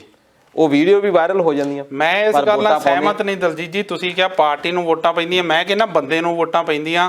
ਹੁਣ ਅਸੀਂ ਚਾਹੇ ਲੱਖ ਬੀਜੇਪੀ ਨੂੰ ਮਾੜਾ ਕਹੀਏ ਪਰ ਅਗਲੀਆਂ 2022 ਵੋਟਾਂ 2022 'ਚ ਜੇ ਬੀਜੇਪੀ ਨੇ ਸੰਨੀ ਦਿਓਲ ਵਰਗਾ ਇੱਕ ਅੱਧਾ ਫੇਰ ਲਿਆ ਕੇ ਪੈਰਾਸ਼ੂਟ ਰਾਹੀਂ ਕਰਤਾ ਨਾ ਪੰਜਾਬ ਦੇ ਵਿੱਚ ਖੜਾ, ਸਾਡੀ ਜਨਤਾ ਨੇ ਫੇਰ ਕਮਲੇ ਹੋ ਜਾਣਾ ਵੀ ਚਲੋ ਫੋਟੋ ਖਿਚਾਉਣ ਨੂੰ ਤਾਂ ਮਿਲੂ। ਨਹੀਂ ਦੇਖੋ ਨੋ ਡਾਊਟ ਬਈ ਉਹ ਸੰਨੀ ਦਿਓਲ ਇਕੱਲੇ ਨੂੰ ਨਹੀਂ ਪੈ ਗਈ ਪਰ ਸੰਨੀ ਦਿਓਲ ਇਹ ਵੀ ਆ ਸੰਨੀ ਦਿਓਲ ਨੂੰ ਤੁਸੀਂ ਆਮ ਆਦਮੀ ਪਾਰਟੀ ਤੋਂ ਉੱਥੇ ਖੜਾ ਕਰ ਦਿਓ ਗੁਰਦਾਸਪੁਰ ਤੋਂ, ਉਹਨੂੰ ਨਹੀਂ ਇੱਦਾਂ ਨਹੀਂ। ਅਸਲ ਵਿੱਚ ਇਹ ਹੈ ਕਿ ਜਿਹੜੀ ਪਾਰਟੀ ਆ ਉਹ ਪ੍ਰਾਇਓਰਟੀ ਆ ਲੋਕਾਂ ਦੀ ਅੱਜ ਵੀ ਅੱਜ ਵੀ ਲੋਕ ਜਿਹੜੇ ਆ ਬੰਦੇ ਦੇ ਨਾਲੋਂ ਪਹਿਲਾਂ ਪਾਰਟੀ ਦੇਖਦੇ ਆ ਕਿ ਇਹ ਜਿਹੜਾ ਬੰਦਾ ਆ ਇਹ ਕਿਹੜੀ ਪਾਰਟੀ ਨੂੰ ਬਿਲੋਂਗ ਕਰਦਾ, ਸਾਡੇ ਵਿੱਚ ਇਹ ਅਵਧਾਰਨਾ ਬਣੀ ਹੋਈ ਆ। ਪਰ ਉੱਥੇ ਦੂਜੇ ਪਾਸੇ ਹੁਣ ਇਹ ਆ ਕਿ ਜਿਹੜੇ ਗੁਰਨਾਮ ਸਿੰਘ ਚੜੂਨੀ ਆ ਕਿਉਂਕਿ ਸੰਯੁਕਤ ਮੋਰਚਾ ਸਾਡਾ ਮਿਸ਼ਨ ਹੋ ਰਿਹਾ ਸਾਡਾ ਮਿਸ਼ਨ ਇਹ ਆ ਕਿ ਅਸੀਂ ਜਿਹੜੇ ਕਾਨੂੰਨ ਆ ਖਾਸ ਤੌਰ ਦੇ ਉੱਤੇ ਕਿਉਂਕਿ ਸਾਡੀ ਜਿਹੜੀ ਕਿਸਾਨੀ ਆ 2022 ਤੱਕ ਕਿਹਾ ਤਾਂ ਇਹ ਗਿਆ ਸੀ ਕਿ ਸਾਡੀ ਆਮਦਨੀ ਦੁੱਗਣੀ ਹੋ ਜਾਣੀ ਆ ਜੇ ਖੇਤ ਦੇ ਵਿੱਚੋਂ ਸਾਨੂੰ ਸਾਲ ਦਾ 10,000 ਜਾਂ 20,000 ਰੁਪਈਆ ਬਚਦਾ ਸਾਨੂੰ ਤਾਂ 2000 ਅਗਲੇ ਸਾਲ ਤੱਕ 40,000 ਮਿਲਣਾ ਚਾਹੀਦਾ ਸੀ ਪਰ ਇਹ ਕਾਨੂੰਨ ਇਦਾਂ ਦੇ ਲਿਆ ਦਿੱਤੇ ਆ ਕਿ ਸਾਡੀ ਜਿਹੜੀ ਉਹ ਸਿਕਿਉਰਿਟੀ 20,000 ਦੀ ਵੀ ਆ ਉਹ ਵੀ ਖਤਮ ਕਰ ਦਿੱਤੀ ਅਸਲ ਵਿੱਚ ਤਾਂ ਇਹੀ ਹੋਇਆ ਨਾ। ਨਹੀਂ ਹੋ ਸਕਦਾ ਮੋਦੀ ਸਾਹਿਬ ਇਦਾਂ ਦਾ ਬਿੱਲ ਲਿਆਉਣਾ ਖੇਤਾਂ ਤੇ ਛੱਤ ਪਾ ਦੇਣ ਇੱਕ ਦੀ ਤਾਂ ਹੀ ਦੁੱਗਣੀ ਹੋ ਨਹੀਂ ਦੇਖੋ ਇਦਾਂ ਦਾ ਤਾਂ ਪਤਾ ਨਹੀਂ ਬਹੁਤ ਕੁਝ ਹੋਇਆ ਹੋਣਾ ਬਹੁਤ ਕੁਝ ਇਦਾਂ ਦੀ ਇੰਸ਼ੋਰੈਂਸ ਦੀ ਵੀ ਗੱਲ ਹੋਈ ਸੀ ਵੀ ਅਸੀਂ ਖੇਤੀ ਬੀਮੇ ਕਰਨੇ ਆ ਕਿੰਨੇ ਇੰਡੀਆ ਦੇ ਲੋਕਾਂ ਨੇ ਬੀਮੇ ਕਰਵਾਏ ਉਹ ਬੀਮੇ ਦੇ ਉੱਤੇ ਸ਼ਰਤ ਦੇਖੋ ਕੀ ਲਾਤੀ ਵੀ ਪਿੰਡ ਦੇ ਸਾਰੇ ਲੋਕ ਜੇ ਬੀਮਾ ਕਰਾਉਣਗੇ ਤਾਂ ਬੀਮਾ ਹੋਣਾ ਨਹੀਂ ਤਾਂ ਨਹੀਂ। ਬਿਲਕੁਲ ਜੇ ਇੱਕ ਵੀ ਕਿਸਾਨ ਇੱਕ ਵੀ ਖੇਤ ਵਾਲਾ ਇਹ ਕਹਿ ਦੇ ਵੀ ਮੈਂ ਨਹੀਂ ਬੀਮਾ ਕਰਾਉਣਾ ਸਾਰਿਆਂ ਦਾ ਬੀਮਾ ਫੇਲ ਦੱਸੋ ਇੱਕ ਵੀ ਬੰਦਾ ਕਿਸੇ ਦਾ ਵੀ ਹੋ ਸਕਦਾ ਉਹ ਇੱਕ ਬੰਦੇ ਨੂੰ ਖੜਾ ਹੀ ਕਰਨਾ ਉਹਨੂੰ ਹੋ ਸਕਦਾ ਪੈਸੇ ਦੇ ਕੇ ਕਹਿ ਦੇਣ ਬਿਲਕੁਲ ਤੇ ਉਹ ਕੋਈ ਵੀ ਨਹੀਂ ਉਹਦਾ ਹੋਇਆ ਤੇ ਪ੍ਰਚਾਰ ਆ ਇਸ ਤਰੀਕੇ ਨਾਲ ਗਿਆ ਕਿ ਅਸੀਂ ਕਿਸਾਨਾਂ ਦੇ ਲਈ ਇੰਨਾ ਕਰੋੜ ਦਾ ਵੀਜ਼ਾ ਜਿਹੜਾ ਹੈਗਾ ਇੰਸ਼ੋਰੈਂਸ ਬੀਮਾ ਕਿ ਜਿਹੜਾ ਇੰਸ਼ੋਰੈਂਸ ਆ ਉਹ ਅਸੀਂ ਇੰਨਾ ਕਰਵਾ ਕੇ ਦਿੱਤਾ। ਇਸ ਕਰਕੇ ਜਿਹੜੀਆਂ ਸਰਕਾਰਾਂ ਆ ਉਹ ਪਰ ਦੂਜੇ ਪਾਸੇ ਇਹ ਆ ਚੜੂਨੀ ਹੁਣਾਂ ਦਾ ਇਹ ਆ ਕਿ ਜਦੋਂ ਅਸੀਂ ਸਰਕਾਰਾਂ ਦੇ ਵਿੱਚ ਆਵਾਂਗੇ ਅਸੀਂ ਆਪਣੇ ਡਿਸੀਜਨ ਆਪ ਲਵਾਂਗੇ ਜੇ ਇਸ ਤਰੀਕੇ ਦੇ ਨਾਲ ਕੇਜਰੀਵਾਲ ਹੁਣਾਂ ਨੇ ਕੀਤਾ। ਹੁਣ ਅੰਨਾ ਹਜ਼ਾਰੇ ਇਹੀ ਕਹਿੰਦੇ ਸੀ ਮੈਂ ਇਹਦੇ ਵਿੱਚ ਚੱਕਰ 'ਚ ਪੈਣਾ ਹੀ ਨਹੀਂ ਪਰ ਉਹਦਾ ਮਤਲਬ ਕੀ ਹੋਇਆ ਹੁਣ ਕੇਜਰੀਵਾਲ ਭਾਵੇਂ 100 ਅਸੀਂ ਮੰਦਾ ਕਹਿ ਦਈਏ ਕਰਤਾ ਰਿਹਾ ਨਾ ਕੁਛ। ਹੁਣ ਦੂਜੇ ਪਾਸੇ ਇਹ ਗੁਰਨਾਮ ਸਿੰਘ ਚੜੂਨੀ ਦੇ ਉੱਤੇ ਸਵਾਲ ਇਸ ਕਰਕੇ ਆ ਵੀ ਹਰਿਆਣੇ ਨੂੰ ਬਿਲੋਂਗ ਕਰਦੇ ਆ ਉੱਥੇ ਇਹਨਾਂ ਦੇ ਲੋਕ ਵੀ ਨਾਲ ਹੈਗੇ ਆ ਪਰ ਪਾਰਟੀ ਬਣਾਉਂਦੇ ਆ ਪੰਜਾਬ ਵਿੱਚ ਆ ਕੇ ਪੰਜਾਬ ਦੇ ਲੋਕ ਜਿੱਥੇ ਹੁਣ ਤੁਸੀਂ ਆਪਾਂ ਨੂੰ ਹੀ ਰੱਖ ਲਓ ਆਪਾਂ ਨੂੰ ਕੋਈ ਜਾਣਦਾ ਨਹੀਂ ਬਿਹਾਰ ਦੇ ਵਿੱਚ ਆਪਾਂ ਚਲੇ ਜਾਈਏ ਜਾਂ ਉੱਤਰ ਪ੍ਰਦੇਸ਼ ਦੇ ਵਿੱਚ ਚਲੇ ਜਾਈਏ ਆਪਾਂ ਪੰਜਾਬ ਵਿੱਚ ਪ੍ਰਾਇੋਰਟੀ ਰੱਖਾਂਗੇ। ਜੇ ਪਾਰਟੀ ਬਣਾਉਣੀ ਸੀ ਤੁਸੀਂ ਪਹਿਲਾਂ ਹਰਿਆਣੇ ਦੇ ਵਿੱਚ ਕਿਉਂ ਨਹੀਂ ਕੀਤੀ ਕੋਸ਼ਿਸ਼? ਨਹੀਂ ਹਰਿਆਣੇ 'ਚ ਕੀਤੀ ਕੋਸ਼ਿਸ਼ ਉਹਨਾਂ ਨੂੰ ਵੋਟਾਂ ਪਈਆਂ ਸੀ ਪਿਛਲੀ ਵਾਰ ਪਿਛਲੀ ਵਾਰ ਨਾ ਪਈਆਂ ਸੀ ਪਰ ਇਸ ਵਾਰ ਉਹਨਾਂ ਦੀ ਜਿਹੜੀ ਨਿਗਾਹ ਆ ਉਹ ਇੱਥੇ ਹੈਗੀ ਆ ਪਰ ਉਹਦੇ ਨਾਲ ਫਿਰ ਵਪਾਰੀ ਵੀ ਜੋੜੇ ਆ ਜਿਨ੍ਹਾਂ ਵਪਾਰੀਆਂ ਨੂੰ ਪਹਿਲਾਂ ਹੀ ਅਸੀਂ ਸ਼ੱਕ ਦੇ ਘੇਰੇ ਦੇ ਨਾਲ ਦੇਖਦੇ ਹਾਂ ਖਾਸ ਤੌਰ ਦੇ ਉੱਤੇ ਆੜ੍ਹਤੀਆਂ ਨੂੰ ਅਸੀਂ ਰੱਖ ਲਈਏ ਹੁਣ ਤੱਕ ਦਾ ਸ਼ੋਸ਼ਣ ਜਿਹੜਾ ਆੜ੍ਹਤੀਏ ਕਰਦੇ ਰਹੇ ਆ ਭਾਵੇਂ ਅਸੀਂ ਹੁਣ ਆ ਕਾਨੂੰਨਾਂ ਦੀ ਆੜ ਦੇ ਵਿੱਚ ਉਹਨਾਂ ਨੂੰ ਚੰਗਾ ਵੀ ਕਹਿਣਾ ਸ਼ੁਰੂ ਕਰ ਦਿੱਤਾ ਪਰ ਫੇਰ ਵੀ ਉਹਨਾਂ ਦੇ ਨਾਲ ਮਿਲ ਕੇ ਵਪਾਰੀ ਜਿਹੜਾ ਉਹਦਾ ਪੈਸਾ ਹੀ ਦੇਖਣਾ ਤੇ ਸਾਡੀਆਂ ਜਿਹੜੀਆਂ ਹੋਰ ਕੀ ਪਰ ਇਹ ਆਉਣ ਵਾਲਾ ਵੇਲਾ ਦੱਸੂਗਾ ਕਿ ਚੜੂਨੀ ਸਾਹਿਬ ਦੇ ਨਾਲ ਪਰ ਕਿਸਾਨ ਮੋਰਚਾ ਸੰਯੁਕਤ ਕਿਸਾਨ ਮੋਰਚਾ ਉਹਨਾਂ ਨੇ ਇਹਨਾਂ ਨੂੰ ਸਸਪੈਂਡ ਕਰ ਦਿੱਤਾ ਆ ਪਰ ਇਹ ਇੱਕ ਮਾੜੀ ਖਬਰ ਆ ਕਿਉਂਕਿ ਕਿਸਾਨ ਮੋਰਚੇ ਦੇ ਵਿੱਚ ਜਿੰਨੇ ਸਾਡੇ ਇਹ ਲੀਡਰ ਸੀ ਤੁਰੇ ਇਹਨਾਂ ਨੂੰ ਤੌਰ ਤੱਕ ਇਕੱਠੇ ਰਹਿਣਾ ਬਹੁਤ ਜ਼ਰੂਰੀ ਆ ਸਮੇਂ ਦੀ ਇੱਕ ਲੋੜ ਆ ਪੋਲੀਟੀਕਲ ਜਿਹੜੇ ਆ ਮੁੱਦੇ ਹੋ ਸਕਦੇ ਆ ਹੋ ਸਕਦਾ ਥੋੜਾ ਜਿਹਾ ਰੁਕ ਲੈਂਦੇ ਤਾਂ ਸ਼ਾਇਦ ਇਹ ਵਧੀਆ ਰਹਿੰਦਾ। ਬਿਲਕੁਲ ਚੜੂਨੀ ਸਾਹਿਬ ਨੇ ਆਪਣੇ ਆਪ ਨੂੰ ਸੰਯੁਕਤ ਮੋਰਚੇ ਤੋਂ ਕਿਸਾਨ ਸੰਘਰਸ਼ ਤੋਂ ਵੱਖਰਾ ਕਰ ਲਿਆ ਉਹ ਕਹਿੰਦੇ ਕਿ ਮੈਂ ਜਿਹੜਾ ਸੰਯੁਕਤ ਮੋਰਚੇ ਦਾ ਜੋ ਵੀ ਫੈਸਲਾ ਹੋਊਗਾ ਉਹ ਮੈਂ ਜ਼ਰੂਰ ਮੰਨੂਗਾ ਪਰ ਮੈਂ ਫਿਲਹਾਲ ਜਿਹੜਾ ਉਹਨਾਂ ਨੇ ਆਪਣਾ ਰੁਖ ਰਾਜਨੀਤੀ ਵੱਲ ਕਰ ਲਿਆ। ਤੇ ਦਲਜੀਤ ਜੀ 2022 ਦਾ ਆਪਾਂ ਅੱਗੇ ਵੀ ਗੱਲ ਕਰਦੇ ਹੁੰਦੇ ਕਿ ਪੇੜ ਮੱਗ ਚੁੱਕਾ ਹੁਣ ਤਾਂ ਕਹਿੰਦੇ ਹੁੰਦੇ ਤੀਜੇ ਫਰੰਟ ਨੂੰ ਛੱਡ ਕੇ ਚੌਥਾ ਪੰਜਵਾਂ ਸੱਤਵਾਂ ਪਤਾ ਨਹੀਂ ਕਿੰਨੇ ਫਰੰਟ ਬੰਨੇ 2022 ਤੱਕ ਪਰ ਲੋਕਾਂ ਨੇ ਵੋਟਾਂ ਪਾਉਣੀਆਂ ਫੈਸਲਾ ਲੋਕਾਂ ਦਾ ਨਾ ਤੁਸੀਂ ਨਾ ਮੈਂ ਕੋਈ ਉਹਨਾਂ ਨੂੰ ਦੱਸ ਨਹੀਂ ਸਕਦਾ ਕਿ ਤੁਸੀਂ ਕਿਹਨੂੰ ਵੋਟ ਪਾਉਣੀ ਆ। ਸੋ ਇਹ ਫੈਸਲਾ ਲੋਕਾਂ ਦਾ ਤੇ ਅਸੀਂ ਲੋਕਾਂ ਦੇ ਛੱਡਦੇ ਹਾਂ। ਇਹਦੇ ਨਾਲ ਦਲਜੀਤ ਜੀ ਪ੍ਰੋਗਰਾਮ ਦਾ ਸਮਾਂ ਮੁਕੰਮਲ ਹੋ ਚੁੱਕਾ ਜੀ ਤੁਸੀਂ ਆਏ ਜਾਣਕਾਰੀਆਂ ਸਾਡੇ ਨਾਲ ਸਾਂਝੀਆਂ ਕੀਤੀਆਂ ਉਹਦੇ ਲਈ ਬਹੁਤ ਬਹੁਤ ਧੰਨਵਾਦ।